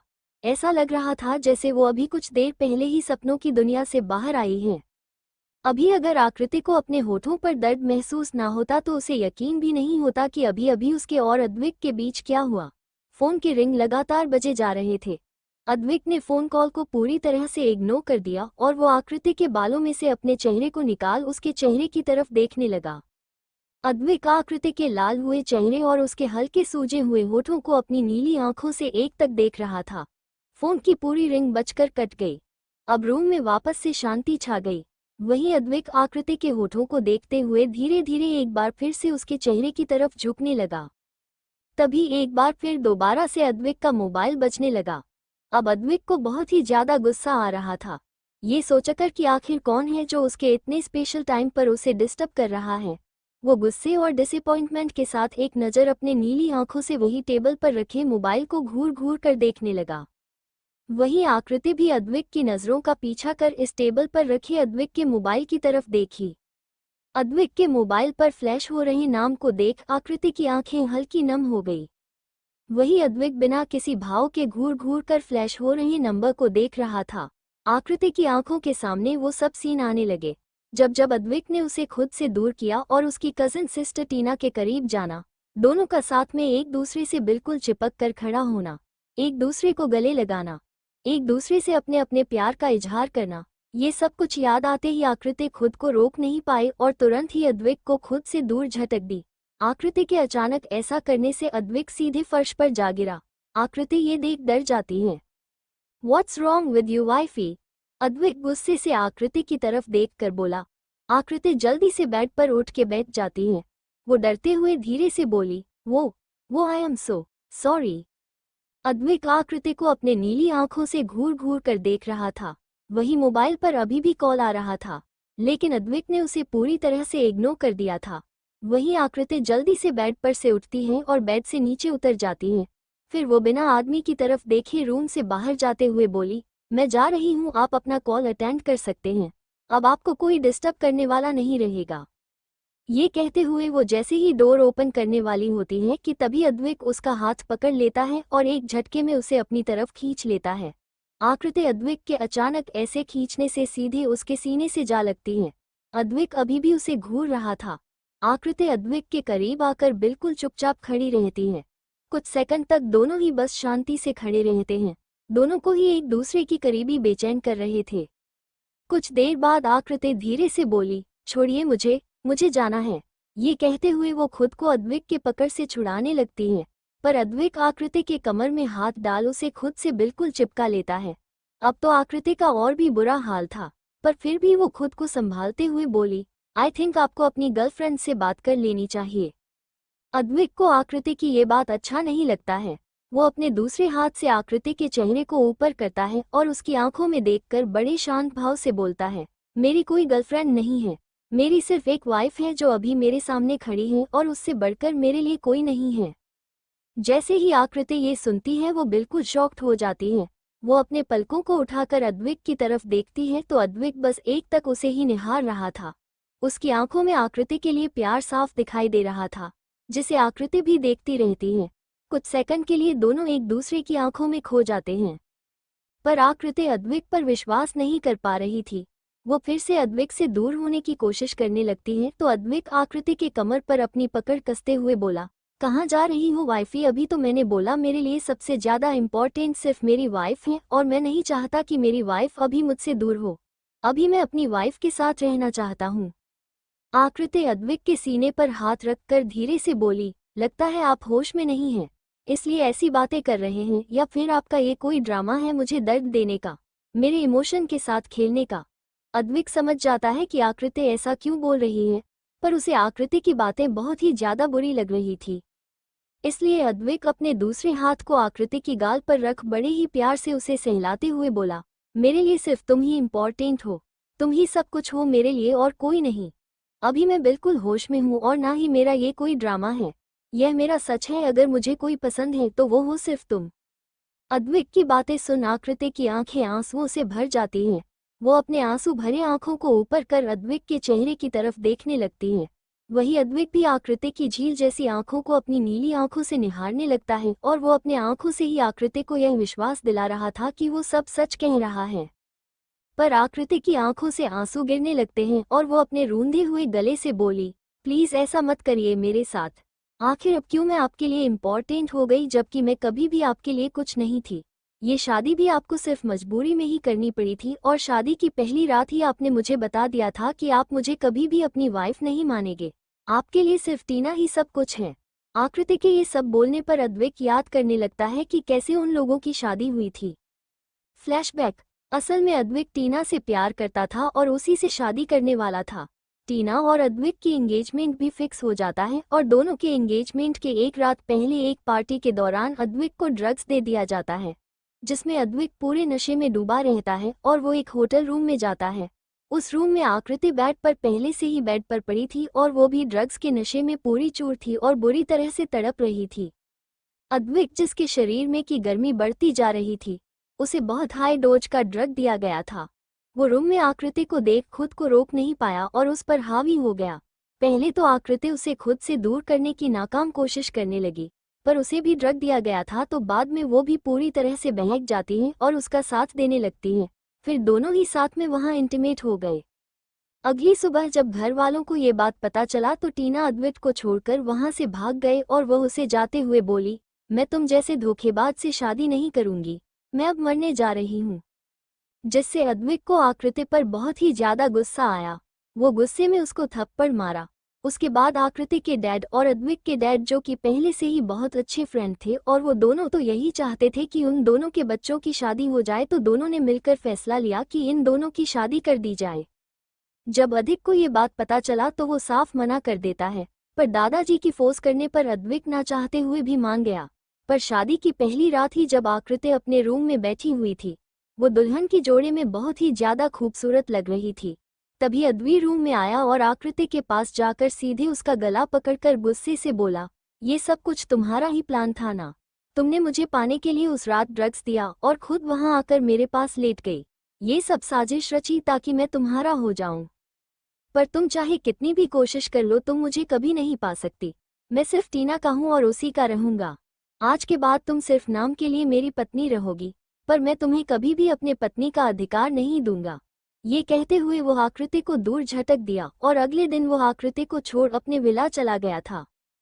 पर 3 महीने बाद टीना के वापस आने पर अद्विक ने पूरी तरह से आकृति से अपने सारे रिश्ते तोड़ दिए।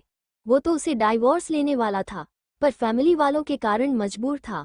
आकृति बस एक सर्वेंट की तरह उसके विला में रहती थी। फिर 1 महीने बाद वो आकृति को अपने विला से भी निकाल दिया। मजबूरन आकृति को अपने फ्रेंड जिया के घर जाना पड़ा।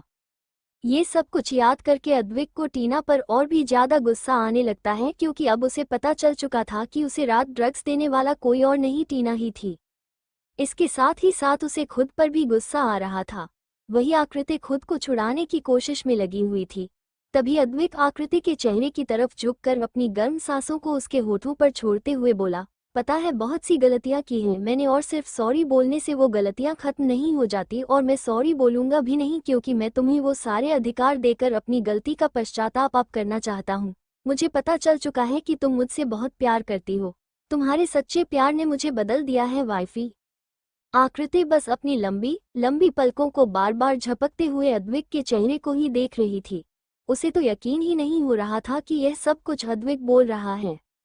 वही अद्विक आकृति को एक टक खुद की तरफ देखता हुआ पाकर उसके नोज से अपने नोज को टकराते हुए हल्की सी स्माइल के साथ बोला, क्या तुम अपने पति को एक मौका दोगी? उसे समझने की कोशिश करोगी कि अब तुम्हारा पति सिर्फ तुम्हारा ही है और वो सिर्फ तुम्हें ही अपना सब कुछ मानता है। बिलीव मी वाइफी, मैं कभी भी तुम्हें खुद से दूर नहीं करूंगा और ना ही मैं कभी तुम्हें हट करूंगा। क्या तुम्हें मेरी आंखों में सच्चाई नहीं दिख रही? मुझे अब कुछ भी नहीं देखना और ना ही कुछ सुनना है। आप मुझे छोड़िए, आप मेरे साथ ऐसे जबरदस्ती नहीं कर सकते। आकृति खुद को अद्विक के पकड़ से छुड़ाने की कोशिश करते हुए बोली। वहीं अद्विक को आकृति का बार बार खुद से दूर जाने की कोशिश करना अच्छा नहीं लग रहा था। अब उसे गुस्सा आने लगा था, पर वो बड़ी मुश्किल से खुद के गुस्से को कंट्रोल किए हुए था और आकृति को उसके कमर से पकड़े खड़ा था। वहीं आकृति थी कि अद्विक के हाथों को अपने कमर पर से छुड़ाने में लगी हुई थी। मैंने कहा छोड़िए मुझे आपसे कोई बात नहीं करनी और ना ही कोई बात सुननी है। आकृति अधिक हो दूर झटकते हुए बोली। अब तो अद्विक को बहुत ही ज्यादा गुस्सा आने लगा। वो तुरंत ही आकृति के पास गया और उसे एक झटके में खुद के करीब खींचा। फिर उसे रूम के वॉल से लगाकर कहीं बिना देरी किए उसके होठों से अपने होठों को जोड़ लिया। आकृति छटपटाने लगी। वहीं अद्विक बड़े ही फोर्सफुली आकृति के होठों को चूमने लगता है। उसी समय रूम के डोर पर किसी के नॉक करने की आवाज आई। डोर पर नॉक की आवाज को सुनकर आकृति चौंक गई। वो खुद को अद्विक की पकड़ से छुड़ाने की कोशिश करने लगी, पर अद्विक था कि जैसे आज पूरी तरह से आकृति में खो गया था। वो आकृति के होठों को छोड़ ही नहीं रहा था और उसके कमर से भी उसे कसकर जकड़ा हुआ था। ये देख परेशान होने लगी क्योंकि डोर पर अब नॉक करने की आवाज थोड़ी तेज हो गई थी, पर अद्विक को तो जैसे कुछ सुनाई ही नहीं दे रहा था। उसे सिर्फ इस वक्त आकृति से मतलब था। ऐसा लग रहा था जैसे उसे इस दुनिया की कोई फिक्र ही ना हो। उसके लिए अगर कोई मायने रखता है तो वो सिर्फ आकृति है। भाई, क्या आप अंदर हो? अचानक से डोर पर नॉक के साथ ही एक आवाज रूम के अंदर आई। यह आवाज किसी और की नहीं, अदिति की थी। जैसे ही आकृति ये सुनी उसकी तो आंखें बड़ी बड़ी हो गई। उसकी सांसें अब फूलने लगी थी। एक तो पहले ही अद्विक इतने फोर्सफुली उसे किस कर रहा था और दूसरा अदिति डोर के बाहर खड़ी थी। यह महसूस कर आकृति की हालत बहुत ही खराब होने लगी। वो अपनी पूरी ताकत लगाकर अद्विक को खुद से दूर कर दी, जिससे अद्विक 2 कदम पीछे हो गया, पर उसके चेहरे पर नाखुश वाला एक्सप्रेशन था। वही अद्विक के छोड़ते ही आकृति तेज तेज सांस लेने लगी। उसकी सांसें इस वक्त चढ़ी हुई थी। वो तो अच्छा था कि रूम साउंड प्रूफ होने के कारण उसकी आवाज रूम में ही दब कर रह गए, वरना शायद बाहर खड़ी अदिति भी उसकी तेज सांसों की आवाज़ों सुन लेती। भाई, अगर आप अंदर हो तो प्लीज डोर ओपन करो, मुझे आपसे कुछ जरूरी बात करनी है। अदिति की एक बार फिर से तेज आवाज रूम के अंदर आई। आकृति अपनी सांसें कंट्रोल कर अद्विक की तरफ अजीब तरह से देखने लगी। वही अद्विक अभी भी उसी एक्सप्रेशन के साथ आकृति को देख रहा था। आकृति अद्विक के चेहरे पर नाराजगी साफ देख पा रही थी, पर वो उसे इग्नोर करके इधर उधर कुछ ढूंढने लगी। आकृति को इस तरह इधर उधर नजर घुमाते देख अद्विक उसके पास आया और उसके हाथों को पकड़कर बोला, क्या ढूंढ रही हो वाइफी? वो मैं कुछ ढूंढ रही हूँ कि मैं कहाँ छुप जाऊं, वरना अदिति हमें देख लेगी तो वो गलत समझेगी। आकृति की बेवकूफ़ी भरी बातें सुन अद्विक उसे घूर घूर कर देखने लगा और वो वापस से एक झटके में आकृति के कमर में हाथ डाल खुद से चिपका कर बोला, हम दोनों कुछ गलत नहीं कर रहे। हम हस्बैंड वाइफ हैं और हमारे बीच ऐसा होना नॉर्मल है। आकृति अपनी पलकों को झपकाते हुए अद्विक की तरफ देखी, जिसके चेहरे पर अभी सीरियस एक्सप्रेशन था। आकृति एक बार फिर से खुद को अच्छे से छुड़ाते हुए बोली, छोड़िए मुझे, आप मुझे कितना वाइफ मानते हैं वो तो मुझे पता ही है और बाकी सबको भी। ये बोलकर आकृति अद्विक से दूर होकर वॉशरूम को ओपन कर उसके अंदर चली गई। अद्विक अभी बहुत ही मायूस लग रहा था। वापस से अदिति के डोर पर नॉक करने से अद्विक झल्ला कर डोर के पास गया और उसे ओपन किया। अदिति बाहर खड़ी थोड़ी परेशान सी थी। अद्विक उसे इग्नोर करके अंदर सोफे की तरह बढ़ते हुए बोला, बोलो यहाँ क्यों आई हो? अदिति रूम के अंदर आती है और वो अद्विक की तरफ देखकर बोली, आप इतनी देर से क्या कर रहे थे भाई? कोई काम था क्या मुझसे? अदिति की बातों को इग्नोर कर अद्विक उसी से सवाल करने लगा। अपने भाई के पूछने पर कुछ सेकंड के लिए बिल्कुल चुप हो गई। वो चुपचाप खड़ी होकर नीचे की तरफ देखने लगी। तभी अद्विक उसे घूर घूर कर देखते हुए बोला, अब बोलोगी यहाँ क्यों आई हो? अद्विक इस समय अंदर ही अंदर बहुत ही ज्यादा इरिटेट हो रहा था। एक तो पहले ही आकृति बड़ी मुश्किल से उसके पास आई थी, अभी वो आकृति को पूरी तरह से अपने की बातें बता भी नहीं पाया था और फिर बीच में ही अदिति का आना। अभी उन दोनों के बीच इतने अच्छे मोमेंट चल रहा था, वो भी पूरी तरह से खराब हो गए थे। भाई, मुझे आपसे अपनी बेस्टी के बारे में बात करना था। अदिति धीरे से अद्विक की तरफ देख कर बोली। अदिति के पूछने पर अद्विक उसकी तरफ अजीब नजरों से देखने लगा। उसे एक पल के लिए समझ में नहीं आया कि आखिर उसकी बहन आकृति के बारे में क्या बात करने वाली है। अद्विक बिना कुछ बोले अदिति की तरफ देख अपने एक भवें उचकाया। अदिति समझ गई कि उसके भाई के इशारे का क्या मतलब है, क्योंकि वो जानती थी कि उसके भाई को ज्यादा बोलने की आदत नहीं है। अदिति अपने भाई की तरफ देखकर बोली, भाई मुझे पता है कि आपकी एक गर्लफ्रेंड थी। ओप्स सॉरी, अभी भी है, पर अब आपकी शादी मेरी बेस्टी हो गई है तो आप उसे मानिए ना कि अपनी गर्लफ्रेंड को, और अगर आप मेरी बेस्टी को अपना नहीं पा रहे हैं तो। अपनी बात बोलकर अदिति चुप हो गई। वही अद्विक अदिति की बात सुन तुरंत बोला, तो क्या? तो आप मेरी बेस्टी को छोड़ दीजिए। मेरा मतलब है कि आप उसे डाइवोर्स दे दीजिए। अदिति अद्विक के पूछने पर झट से बोली। ये सब बोलते हुए अदिति बिल्कुल भी डर नहीं रही थी। वो अद्विक की तरफ देखकर ये सब बोल रही थी। वही अद्विक अदिति को अपनी नीली आंखों से घूर घूर कर देख रहा था। वो अदिति को घूरते हुए अपने मन ही मन बोला, ये मेरी बहन ही है ना, या फिर मेरी दुश्मन, जो मुझे मेरी वाइफ से अलग होने के लिए बोल रही है। पर कहीं ना कहीं अद्विक ये भी जानता था कि अदिति ऐसा क्यों बोल रही है। उसने करवा चौथ वाली रात टीना का आकृति को परेशान करते हुए देख लिया था। वो सब याद करके तो अद्विक को भी टीना पर बहुत ही ज्यादा गुस्सा आता है। तभी तो उसने टीना को सबक सिखाया था। अपने भाई को चुप देख अदिति तुरंत बोल पड़ी, भाई आप क्या सोच रहे हैं? क्या आप मेरी बेस्टी को छोड़ देंगे? अगर आप यही चाहते हैं तो प्लीज जल्दी से उसे डाइवोर्स दे दीजिए और उसे झूठे सपने मत दिखाइए। ये तुमसे किसने कहा कि मैं अपनी वाइफ को डाइवोर्स दे दूंगा? क्या मैंने तुमसे ऐसा कुछ बोला? अद्विक अदिति की बात को बीच में काटते हुए ही तुरंत बोल पड़ा। एक पल के लिए अदिति थोड़ी घबरा गई, क्योंकि इस वक्त अद्विक का चेहरा गुस्से से तमतमाया हुआ लग रहा था। अदिति ये देख समझ गई कि जरूर उसके भाई को उसकी बातें बुरी लगी होगी, लेकिन फिर भी वो खुद को संभाल कर उसी तरह अपने भाई की तरफ देखने लगी और बोली, तो प्लीज अपनी गर्लफ्रेंड को समझाइए कि मेरी बेस्टी को आइंदा से परेशान ना करे। ये कहते हुए अदिति तुरंत वहां से जाने लगी, पर तभी अद्विक की आवाज सुन उसके कदम रुक गए। तुम अपनी बेस्टी के लिए क्या कर सकती हो? अद्विक की तेज आवाज अदिति के कानों में पड़े। अदिति तुरंत पीछे मुड़कर अद्विक से बोली, मैं अपनी बेस्टी के लिए कुछ भी करने को तैयार हूँ। अदिति की बात सुनते ही हल्का मुस्कुराया और फिर उसे अपने पास आने का इशारा किया। अदिति थोड़ा कंफ्यूज नजरों से अपने भाई की तरफ देखने लगी। फिर वो चुपचाप से चलकर अपने भाई के पास गई। अद्विक एक पेपर में कुछ लिखकर अदिति की तरफ बढ़ा दिया। अदिति अभी भी कंफ्यूज भरी नजरों से अद्विक को देख रही थी और बिना कुछ बोले उस पेपर को अपने हाथों में ले लेती है। फिर उस पेपर पर लिखे हुए शब्दों को पढ़कर अदिति के चेहरे पर हल्की सी स्माइल आ गई। वो स्माइल करते हुए अद्विक की तरफ देखकर बोली, क्या सच में? अद्विक बस अपने सिर को हिला दिया। फिर अदिति अद्विक की तरफ देखकर अपने अंगूठी से थम्स अप का इशारा करते हुए बोली, ओक मैं समझ गई, और वो खुशी से भागते हुए रूम से बाहर चली गई। अद्विक अदिति को इतना खुश देख मुस्कुराने लगा। उसे बहुत अच्छा लग रहा था कि उसकी बहन उसके वाइफ को इतना ज्यादा मानती है कि उसके लिए कुछ भी करने को तैयार है। वही वॉशरूम में डोर से कान लगाए खड़ी आकृति सारी बातों को सुन रही थी। वो अदिति की कई बातों को सुन इमोशनल हो गई। उसकी आंखों से आंसू गिरने लगे। वो धीरे से बड़बड़ाई, मुझे नहीं पता था कि मेरी फ्रेंड मेरे लिए कुछ भी करने को तैयार हो जाएगी। थैंक यू भगवान जी, मुझे इतनी अच्छी दोस्त देने के लिए। मैं सच में बहुत लकी हूँ जो आपने मुझे इतनी अच्छी फ्रेंड से मिला दिए। ये बोलते हुए उसके होठों पर स्माइल आ गई। अभी आकृति कान लगाए चुपचाप खड़ी थी कि उसी समय एक झटके में वॉशरूम का डोर ओपन हो गया। आकृति तो बिल्कुल हड़बड़ा गई और वो पीछे की तरफ गिरने वाली थी कि तभी अद्विक तुरंत आकृति को उसके कमर से पकड़ खुद के करीब खींचते हुए बोला, संभाल कर वाइफी। आकृति अद्विक की तरफ देखकर कुछ नहीं बोली और वो तुरंत अद्विक से दूर हो गई और एक नज़र रूम में चारों तरफ देखने लगी।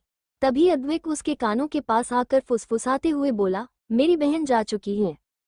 जैसे ही आकृति ने यह महसूस किया कि अद्विक उसके पीछे खड़ा है, उसके शरीर में एक तेज कट सा दौड़ गया। उसके अंदर कपकपी सी होने लग गई। अद्विक ये साफ देख पा रहा था कि बस उसके थोड़ा सा करीब आने भर से ही आकृति पर इतना असर हो जाता है, तो जब वो उसके बिल्कुल करीब आएगा तो आकृति का क्या हाल होगा। पर जो भी होगा वो सब सोचकर अद्विक को बहुत अच्छा महसूस हो रहा था। वहीं अद्विक जल्दी से बिना अद्विक की तरफ देखे डोर की तरह बढ़ गई।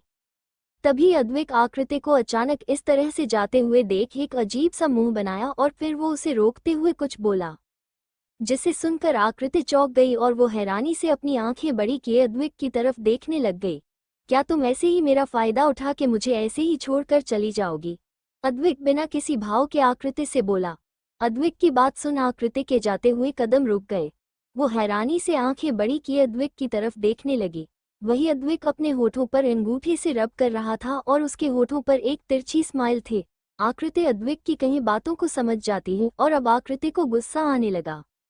आकृति अपने मन ही मन बोली, कितने बुरे हैं ये, पहले तो खुद मेरा फायदा उठाए, मुझे किस किया और अब मुझे ही बोल रहे हैं। इतना बोल आकृति गुस्से से अपने पैर पटकते हुए बिना अद्विक से कुछ कहे रूम से बाहर चली गई। वहीं अद्विक आकृति के गुस्से भरे चेहरे को याद कर मुस्कुराने लगा। वो मुस्कुराते हुए बोला, उफ़ वाइफी, तुम गुस्से में ना और भी ज्यादा खूबसूरत लगती हो और तुम्हारे ये गाल बिल्कुल रेड हो जाते हैं, जिसे देखकर मन करता है इन गालों को खा जाऊं। ये बोलकर अद्विक अपने बालों में हाथ फेरते हुए तुरंत चेंजिंग रूम की तरफ बढ़ गया। वही आकृति अदिति के रूम में आती है। वो गुस्से से बेड पर बैठ गई। वो वही पास रखे अपने कपड़े को कभी खोलती तो कभी उसे वापस से यह करती और अद्विक की हरकतों को याद कर वो गुस्से से बड़बड़ा रही थी। अभी वो अद्विक से बहुत ही ज्यादा नाराज थी। वही अदिति वॉशरूम से बाहर निकली और आकृति की तरफ देखने लगी। आकृति के चेहरे पर गुस्से के भाव देख अदिति कंफ्यूज हो गई। उसे समझ नहीं आ रहा था कि आखिर आकृति क्यों गुस्सा है।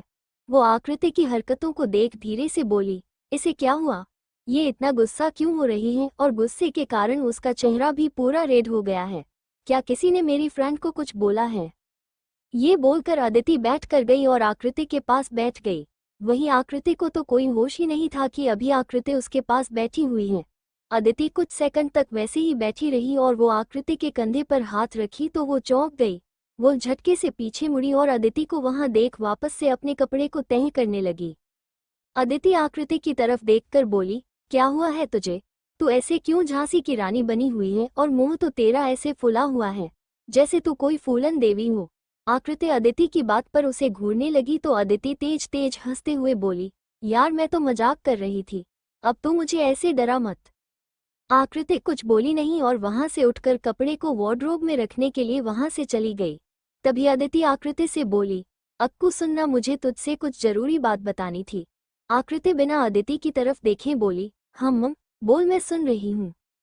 अदिति बोली, यार आज मेरी बहुत अच्छी फ्रेंड का बर्थडे है और मैं चाहती हूँ कि तू भी मेरे साथ वहाँ चल। आकृति वार्डरोब का डोर बंद कर बेड पर आकर बैठ गई और अदिति से बोली, आदू प्लीज, मेरा आज बिल्कुल भी कहीं भी जाने का मन नहीं है, मेरा आज बहुत मूड खराब है। अदिति जैसे ये सुनकर घबरा गई और वो जल्दी से बोली, अक्कू यार ये तो कैसी बातें कर रही है, मैंने क्या क्या सोच रखा था कि हम दोनों साथ में जाएंगे और हाँ तुझे प्लीज मेरे साथ चलना ही होगा, वरना फिर मैं भी नहीं जाऊंगी। आकृति अपने कंधे को उचकाते हुए बोली, ठीक है तो तू भी मत जा। अदिति यह सुन हड़बड़ा गई। वो हड़बड़ाते हुए तुरंत बोली, यार अक्कू तो कैसी है, तुझे पता है ना अगर मैं वहां नहीं गई तो मेरी फ्रेंड बहुत नाराज हो जाएगी, वो मेरी बहुत अच्छी दोस्त है। तभी आकृति अदिति को घूरने लगी। अदिति ये देख झूठी हंसी हंसते हुए बोली, अक्कू यार वो तेरे से अच्छी दोस्त नहीं है, पर यार मैंने उसे तेरे बारे में भी बताया और वो तुझसे मिलने के लिए एक्साइटेड है, तुझे चलना ही होगा, मैं कुछ नहीं जानती, तुझे बस मेरे साथ चलना है तो बस चलना है। आकृति बार बार मना कर रही थी पर अदिति थी कि जैसे मानने को तैयार ही नहीं हो रही थी। अदिति के बार बार रिक्वेस्ट करने पर अंत में आकृति हार मान गई और वो एक गहरी सांस लेकर हाँ में सिर हिलाकर बोली, ठीक है बाबा, मैं तेरे साथ चलने के लिए तैयार हूँ, अब तो तू खुश है ना? अदिति बड़ी सी स्माइल के साथ बोली, हाँ मैं बहुत बहुत खुश हूँ, थैंक यू सो मच यार। आकृति बस मुस्कुरा दी और अदिति के सिर पर एक चपत लगाकर बोली, पागल लड़की। वही अदिति जल्दी से वार्डरोब की तरफ बढ़ी और एक बैग निकाल कर बोली, ये मैंने तेरे लिए कपड़े भी खरीद रखे हैं। जैसे ही आकृति ने उस ड्रेस को देखा तो वो चौंक गई और बोली, आदू पर ये तो तूने अपने लिए लिया था ना? अदिति हंसकर आकृति से बोली, पागल लड़की, ये मैं तेरे लिए ली थी, मैं तुझे बस सरप्राइज देने वाली थी और मैं ये चाह रही थी कि तू इस ड्रेस को कल दिवाली पर पहन, पर आज तू इसे पहले बर्थडे में पहन ले और कल कुछ और ट्राई कर लेना। आकृति बस मुस्कुरा कर सिर हिला दी। वही अदिति कुछ सोचकर मन ही मन बहुत खुश हो रही थी। कुछ तो चल रहा था अदिति के मन में, वो क्या है आप सबको जल्द ही पता चल जाएगा। शाम के करीब 7 बजे आकृति वो ड्रेस पहनकर तैयार होती है। वो मिरर के सामने खड़ी होकर अपने बाल बना रही थी। तभी अदिति वो ड्रेस पहन के चेंजिंग रूम से बाहर आती है। जैसे ही वो आकृति की तरफ देखती हैं तो बस देखते ही रह जाती हैं। पिंक कलर के स्लीवलेस फ्लोरल गाउन में आकृति बहुत ही ज्यादा खूबसूरत लग रही थी। अदिति तो बस एक टक आकृति को निहारती रह जाती है। अदिति आकृति को देखते हुए बोली, वाह अक्कू तो क्या गजब लग रही है, ना जाने आज तो कितनों की जान लेकर मानेगी। आकृति अदिति को अपनी आंखें छोटी कर देखने लगी तो अदिति हंसते हुए बोली, अरे यार मैं सच बोल रही हूँ, तू बहुत ही ज्यादा खूबसूरत लग रही है। अगर अभी मैं लड़का होती ना तो पक्का तुझे प्रपोज कर देती। आकृति अदिति की बचकानी बातें सुन हंसने लगती है। फिर आकृति अदिति के गाल पर थपथपाते हुए बोली, पागल लड़की तो खुद को देख तो कितनी खूबसूरत लग रही है। अदिति बस हंस देती है। कुछ देर में दोनों ही तैयार होकर नीचे आते हैं और मैं दादाजी अद्विक के डैड और उसकी सौतेली माँ सुनैना जी वहाँ बैठे हुए थे। वो तीनों लोग आकृति और अदिति को देखते हैं तो अदिति हंसते हुए दादाजी से बोली, दादाजी मैं अपनी फ्रेंड के बर्थडे पार्टी में जा रही हूँ। मैं अकेली जा रही थी तो अक्कू को अपने साथ ले जा रही हूँ।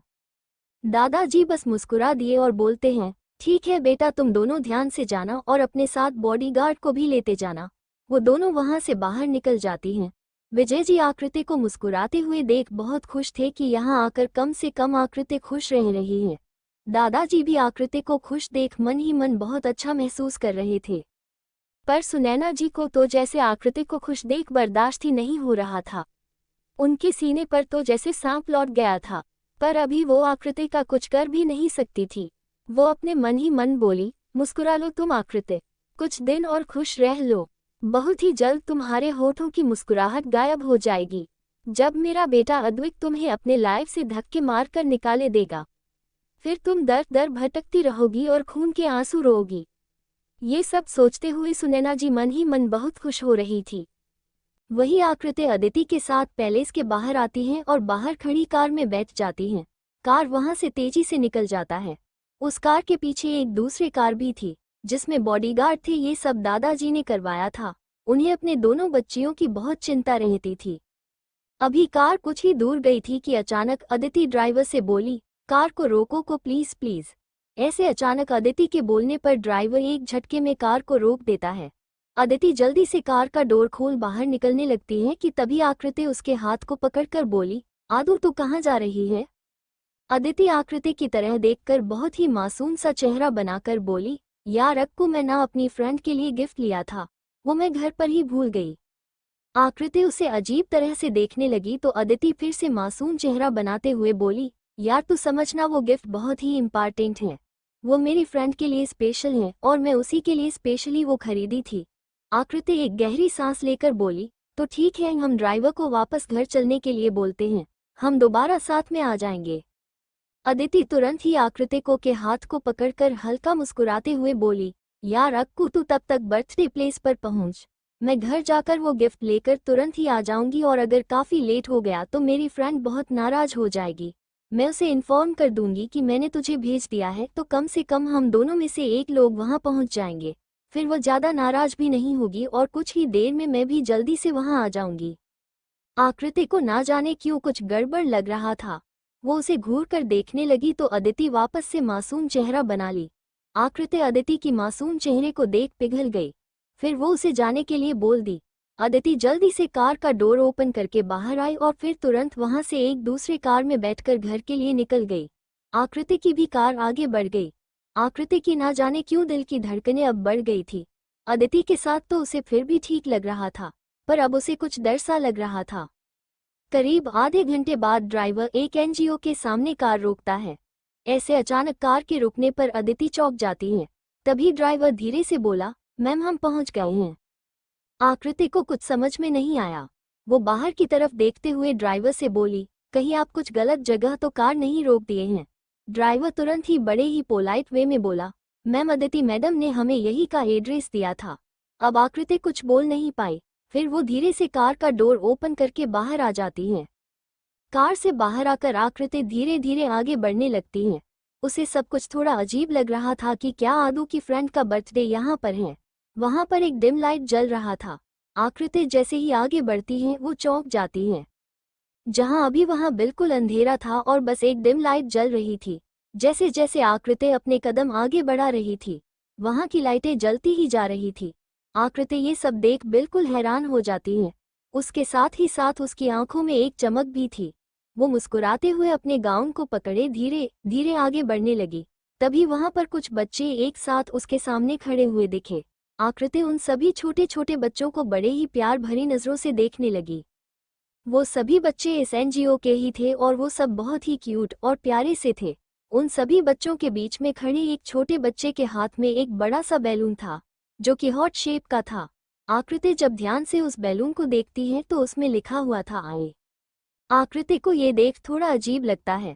तभी वो बच्चे तुरंत पीछे हट जाते हैं तो कुछ दूर चलने के बाद ही कुछ और बच्चों की झुंड उसे दिखाई देते हैं। उनके हाथ में 2 बैलून थे। आकृति जब उस बैलून पर लिखे लेटर को पढ़ी तो उस पर लिखा था आकृति फिर आगे बढ़ी तो 2 कदम चलने पर ही वहां 5 बच्चे एक साथ खड़े थे। उन सभी के हाथ में एक एक बैलून था और वो सब एकदम लाइन से खड़े थे और उस बैलून पर भी कैपिटल लेटर में एक लेटर लिखे हुए थे। पहले बैलून में एस, दूसरे बैलून पर ओ, तीसरे में आर, चौथे में भी आर और 5वें में वाई लिखा हुआ था। उन सारे लेटर को ध्यान से मिलाकर पढ़ने पर आकृति धीरे से बोली, आई एम सॉरी, पर ये किस लिए लिखा हुआ है। आकृति को कुछ भी समझ में नहीं आ रहा था। वो बहुत ही ज्यादा कंफ्यूज थी। वो उन बच्चों से इस बारे में कुछ पूछती उससे पहले ही सारे बच्चे वहां से चले जाते हैं। तभी एक छोटा बच्चा एक बैलून आकृति के हाथ में पकड़ाकर जल्दी से वहां से भाग गया। आकृति उस बल्लू को देखी तो उस पर डायरेक्शन का निशान था। आकृति उसी डायरेक्शन में चलते हुए आगे बढ़ी तो सामने का नज़ारा देख उसकी आंखें बड़ी बड़ी हो गई और उसका मुंह खुला का खुला रह गया। वहां एक साइड चारों तरफ बहुत ही खूबसूरती से डेकोरेट किया गया था।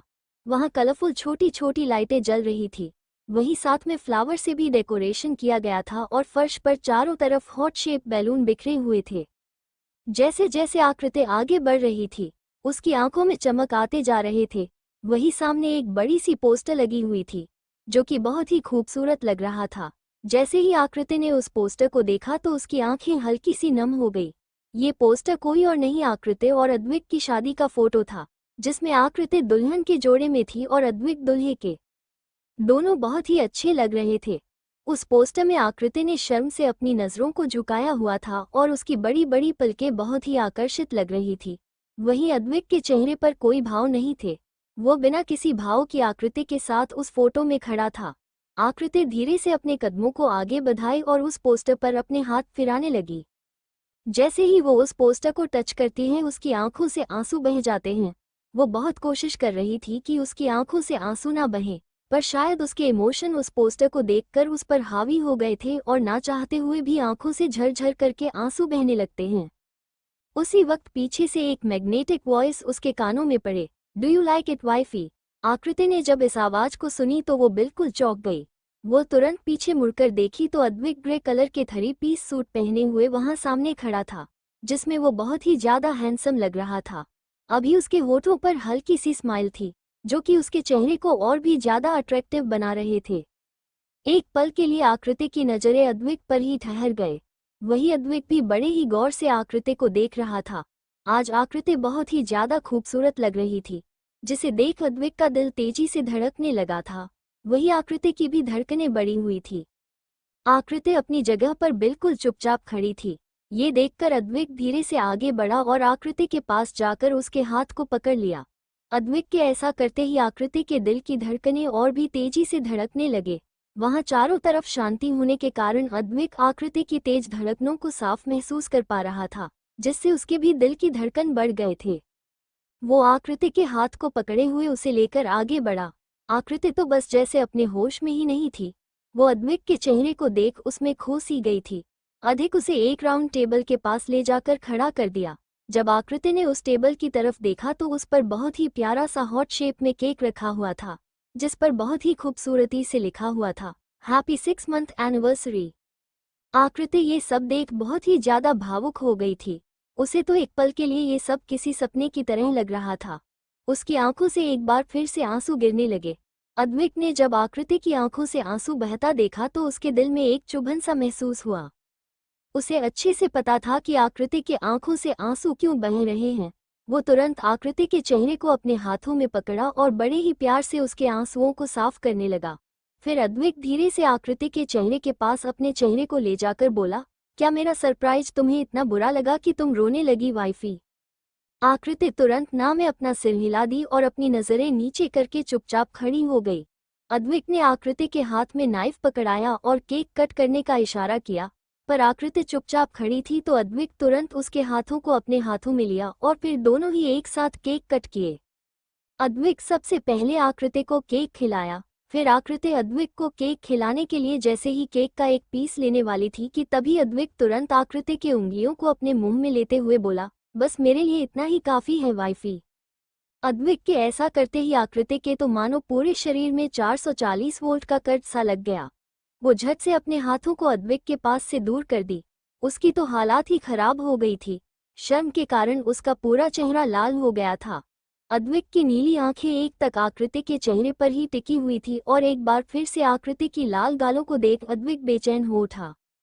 अदिक का बेचैन मन यही कह रहा था कि वो अभी आकृति को अपनी बाहों में भरकर उसे जी भरकर प्यार करे, पर न जाने क्यों उसकी हिम्मत नहीं पड़ रही थी कि वो आकृति को खुद के करीब खींच सके। उसके अंदर एक गिल्ट सा था। आज आकृति की आंसुओं से कमजोर बना रहे थे। अधिक बड़ी मुश्किल से अपने हाथों को आगे बढ़कर आकृति के कमर में हाथ डाले, फिर इससे पहले वो आगे जी को अपने करीब खींचना। इस समय वहां पर एनजीओ के सारे बच्चे अपने हाथों में बैलून लिए आ गए। वही वहां की वार्डन भी बच्चों के साथ आ गई। वो जाकर अधिक और आकृति से मिली। अधिक हमेशा से ही से इस एनजीओ के लिए काफी पैसे डोनेट करता था क्योंकि यह गो उसकी मां के नाम पर था। उसकी मॉम हमेशा से ही गो की देखरेख करती थी और उसकी मॉम की जाने के बाद अधिक ने अपनी जिम्मेदारी अपने ऊपर ले ली थी। सभी बच्चों के साथ आकृति भी खेलने लगी। वो बच्चे आकृति के साथ बहुत खुश थे और आकृति के चेहरे पर भी इस वक्त बहुत ही प्यारी स्माइल थी। कुछ दूर पर खड़ा अधिक, जो कि इस एनजीओ के वार्डन से बातें कर रहा था, उसकी नजरें आकृति पर ही टिकी हुई थी। आकृति के होठों पर स्माइल देख अधिक को बहुत अच्छा लग रहा था। कुछ देर बाद एक बच्चे के द्वारा खींचे जाने पर अधिक भी सबके पास गया और उन सबके साथ खेलने लगा। काफी देर तक खेलने के बाद सारे बच्चे डिनर करके अपने अपने रूम में सोने के लिए चले गए। वहीं एनजीओ के सारे एम्प्लॉय भी वहां से चले गए थे।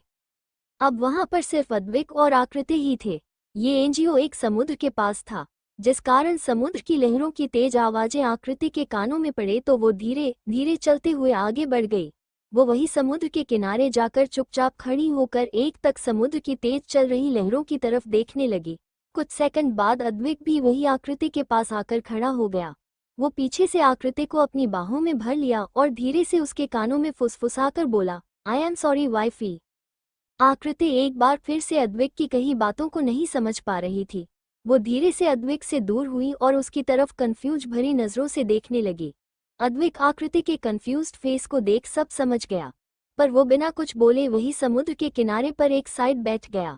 अद्विक के बुलाने पर आकृति भी वही उसके पास बैठ गई और एक बार फिर से उसकी तरफ देखने लगी, जैसे मानो वो अद्विक के कुछ बोलने का इंतजार कर रही हो। पर अद्विक बिना कुछ बोले अपनी नीली आंखों से एक तक समुद्र की गहराइयों को देख रहा था।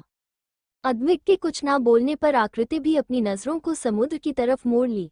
उसे पता था कि अगर वो अधिक से कुछ पूछेगी तो शायद उसे बुरा लग सकता है, क्योंकि वो अच्छे से जानती थी कि अद्विक ज्यादा बातें नहीं करता, इसलिए वो चुप ही रहती है।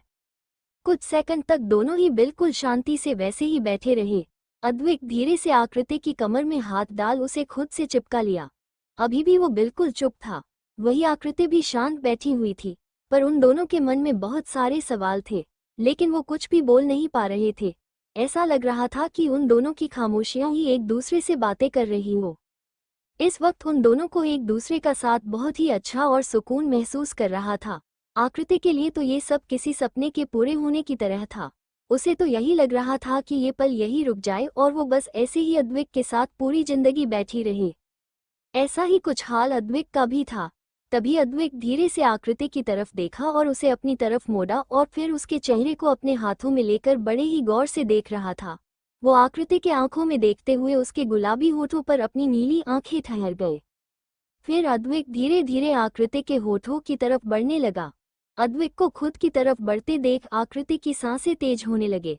वो अपने होठों पर अद्विक की गर्म सांसों को साफ महसूस कर पा रही थी।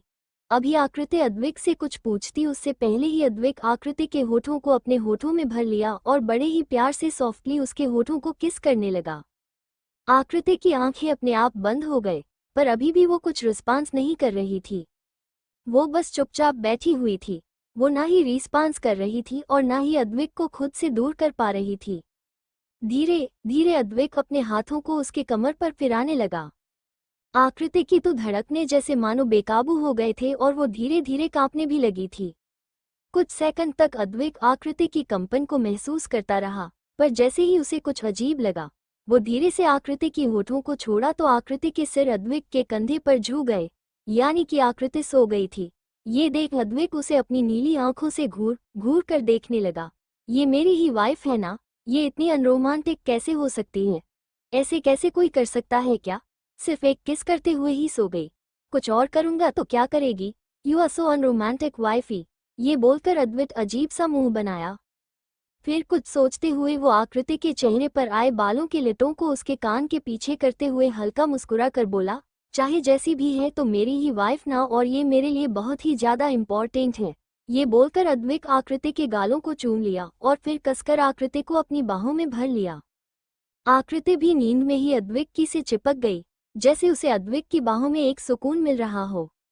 अद्विक काफी देर तक वहीं बैठा हुआ कभी समुद्र की तेज लहरों की तरफ देखता तो कभी अपनी स्वीट सी वाइफ आकृति की तरफ। आज वो बड़े ही गौर से अपनी वाइफ को देख रहा था। वो आकृति की तरफ देखते हुए धीरे से बोला, सच में मेरी वाइफ बहुत ही ज्यादा खूबसूरत है। आई एम सो लकी कि मेरी लाइफ में तुम आई आकृति। तुम्हारे आने से मेरी लाइफ बहुत ही ज्यादा खूबसूरत हो गई है और अब मैं हमेशा यही चाहता हूँ कि मेरी लाइफ की खूबसूरती ऐसे ही बनी रहे। ये बोलते हुए अद्विक एक बार फिर से आकृति के गाल को चूम लिया और तुरंत उसे अपने गोद में उठा लिया। फिर उसे लेकर चलते हुए अपनी कार की तरफ बढ़ गया। वो आकृति को बड़े ही आराम से ड्राइविंग सीट के बगल वाले सीट पर बिठाया और सीट बेल्ट लगा दिया। फिर खुद दूसरी तरफ से जाकर ड्राइविंग सीट पर बैठ गया और खुद ड्राइव करते हुए कार को लेकर आगे बढ़ गया। कार ड्राइव करते हुए ही अद्विक की नजरें आकृति पर ही थी। वो बड़े ही ध्यान से ड्राइव कर रहा था। उसे यही लग रहा था कि किसी ठोकर या झटका लगने पर आकृति को कहीं चोट ना लग जाए, इसलिए वो बहुत ही ध्यान से ड्राइव कर रहा था। कुछ देर बाद अद्विक अपने बंगले के सामने कार रोका। फिर वो अपना सीट बेल्ट खोलकर कार का डोर ओपन करता है। फिर वो दूसरी तरफ जाकर डोर ओपन कर धीरे से आकृति की तरफ झुका और उसका सीट बेल्ट खोलने लगा। इस वक्त वो आकृति के बहुत करीब था। वही नींद में होने के कारण आकृति का सिर एक तरफ झुका हुआ था। ये देखकर अद्विक तुरंत ही आकृति के सिर को अपने हाथों में पकड़ा और फिर बड़े ही आराम से उसे अपनी गोद में उठा लिया। अद्विक आकृति को अपने गोद में लिए हुए ही पैलेस की तरफ अपने कदम बढ़ा दिया। अब तक वहां पर सभी लोग सो गए थे, सिर्फ बाहर खड़े गार्ड ही थे जिनकी नजरें अद्विक पर गई, जो कि आकृति को अपने गोद में लिए पैलेस के अंदर जा रहा था। वो सभी गार्ड अद्विक की तरफ देख तुरंत अपनी नजरें झुका लिए और सिर झुकाकर खड़े हो गए। अद्विक तेजी से चलते हुए अपने रूम की तरफ बढ़ा।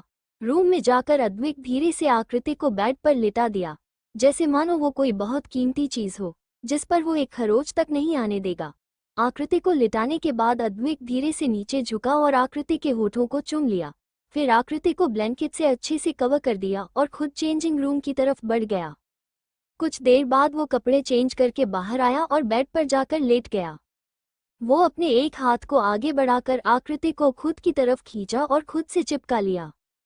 वो अपने दूसरे हाथ से आकृति के बालों को सहला रहा था। सोते हुए आकृति किसी मासूम गुड़िया की तरह लग रही थी। अद्विक कुछ सेकंड तक आकृति को निहारता रहा, जैसे मानो वो अपनी आंखों में ही आकृति को बसा लेना चाह रहा हो, और फिर वो एक बार आकृति के माथे को, फिर उसके दोनों आंखों को और गालों को चूमने के बाद उसके होठों को चूमते हुए बोला, गुड नाइट वाइफी। ये कर वो तुरंत आकृति को अपनी बाहों में जकड़ लिया और खुद भी अपनी आंखें बंद कर लिया। कुछ ही देर में वो भी नींद के आगोश में चला गया। अगली सुबह पैलेस में बहुत ही ज्यादा चहल पहल थी, क्योंकि आज यहाँ पर दीपावली की पार्टी की सारी तैयारियां हो रही थी। सभी नौकर अपने अपने काम के लिए इधर से उधर भाग रहे थे। वहीं सुनैना जी भी सभी नौकरों को अपना इंस्ट्रक्शन दे रही थी। वही अद्विक के रूम में कुछ अलग ही माहौल था। अद्विक आकृति को अपनी बाहों में लिए गहरी नींद में सोया हुआ था। कुछ देर बाद धीरे धीरे आकृति की जब आंखें खुलने लगी तो खुद को अद्विक की बाहों में देख शॉक्ड रह गई। आज ये दूसरी बार था जब आकृति की आंखें खुली थी तो वो अद्विक की बाहों में थी। उसका एक हाथ अद्विक के सीने पर था। खुद को अद्विक के इतने करीब महसूस कर आकृति का चेहरा लाल हो गया। वो कुछ सेकंड तक अद्विक के हैंडसम फेस को निहारती रही। ऐसा बहुत कम ही होता था जो आकृति अद्विक के चेहरे को देख पाती थी। हमेशा अद्विक की नीली आंखें उसे अपनी नज़रों को नीचे झुकाने के लिए मजबूर कर देती थी। कुछ देर तक अद्विक के चेहरे को निहारने के बाद आकृति का ध्यान वॉल क्लॉक पर गया तो उसकी आंखें हैरानी से बड़ी हो गई। अब तक सुबह के 8 बजे बज गए थे। ये टाइम देखकर आकृति के तो हैरानी का कोई ठिकाना ही नहीं रहा। वो झट से बेड पर उठकर बैठ गई और बोली, ओह शिट, आज मुझे उठने में इतना लेट कैसे हो गया। आकृति खुद की सिर पर चपत लगाते हुए बोली। फिर वो जल्दी से अद्विक से दूर होकर बेड से नीचे उतरने लगी। उसी समय अद्विक आकृति के कमर में हाथ डाल उसे खुद के करीब खींच लिया।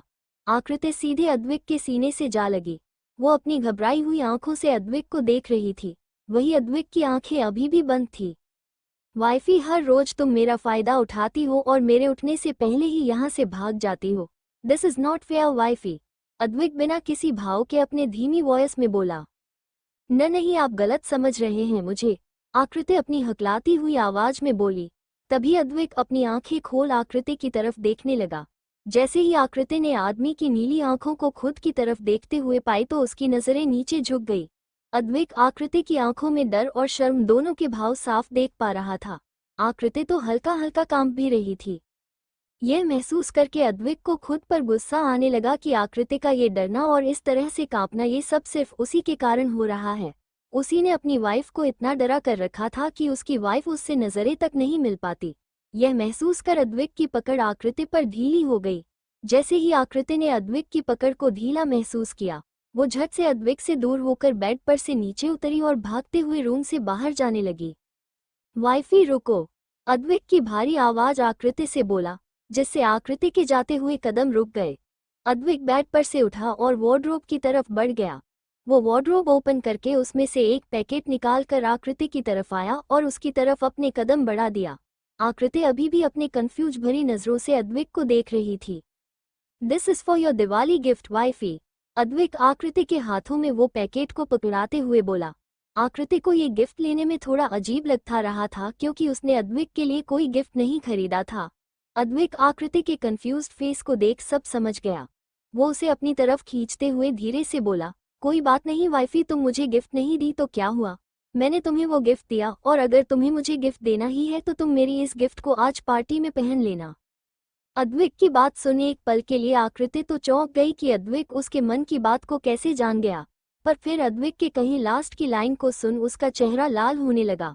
वो शर्माते हुए तुरंत अद्विक से दूर हुई और भागते हुए रूम से बाहर चली गई। बहुत जल्द वाइफी, मैं तुम्हारे अंदर के डर और घबराहट को दूर कर दूंगा, अद्विक आकृति को रूम से बाहर जाते देखकर धीरे से बोला और एक बार फिर से अपनी आंखों को बंद कर लेट गया। आज उसको ऑफिस नहीं जाना है तो वो आराम करने लग गया। वही आकृति भागते हुए अदिति के रूम में गई तो अदिति तैयार हो रही थी। अदिति घूरकर आकृति की तरफ देख रही थी। आकृति ने भी एक नज़र उसे घूरकर उसे देखा और फिर भागते हुए वॉशरूम के अंदर चली गई। आकृति को इस तरह से भागते देख अदिति को हंसी आ गई। वो हंसते हुए बोली, पागल लड़की। ये बोलकर वो अपने बाल बनाने लगी। कुछ ही देर में वो तैयार होकर वही बेड पर बैठकर आकृति के वॉशरूम से बाहर आने का वेट करने लगी। वो अपना मोबाइल निकालकर कुछ चेक करने लगी। कुछ देर बाद आकृति वॉशरूम से बाहर आई। वो जल्दी से कपड़े पहनकर तैयार हुई और अपने बाल बनाने लगी। अदिति आकृति की तरफ देख उसे छेड़ते हुए बोली, क्या बात है मैडम, आज उठने में भी इतना लेट कर दी, क्या कल रात भर भाई सोने नहीं दिए।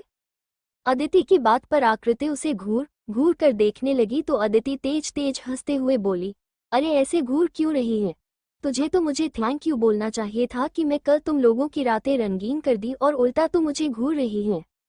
अदिति की बात पर अब आकृति को बहुत तेज गुस्सा आ गया और वो गुस्से से बोली, अदिति की बच्ची रुक, मैं तुझे भी बताती हूँ। वही अदिति उसकी बात सुन हंसते हुए रूम से बाहर निकल गई। ये देखकर आकृति भी उसका पीछा करने लगी। दोनों ही भागते हुए नीचे डाइनिंग टेबल के पास गई। जहां पर सभी ब्रेकफास्ट के लिए बैठे हुए थे। आकृति अदिति को पकड़ते हुए गुस्से में बोली, आदू मैं तुझे आज बिल्कुल नहीं छोड़ूंगी नहीं। वही अदिति आकृति की तरफ देख मुस्कुराते हुए बोली, अक्कू आखिर मैंने ऐसा बोल क्या दिया जो तू इतना गुस्सा हो रही है। वही डाइनिंग टेबल में बैठे दादाजी उन दोनों को मस्ती करते हुए देख रहे थे। वो अपने तेज आवाज में कुछ बोले, जिसे सुनते ही अदिति और आकृति दोनों अपनी जगह पर जम से गए। To be continued.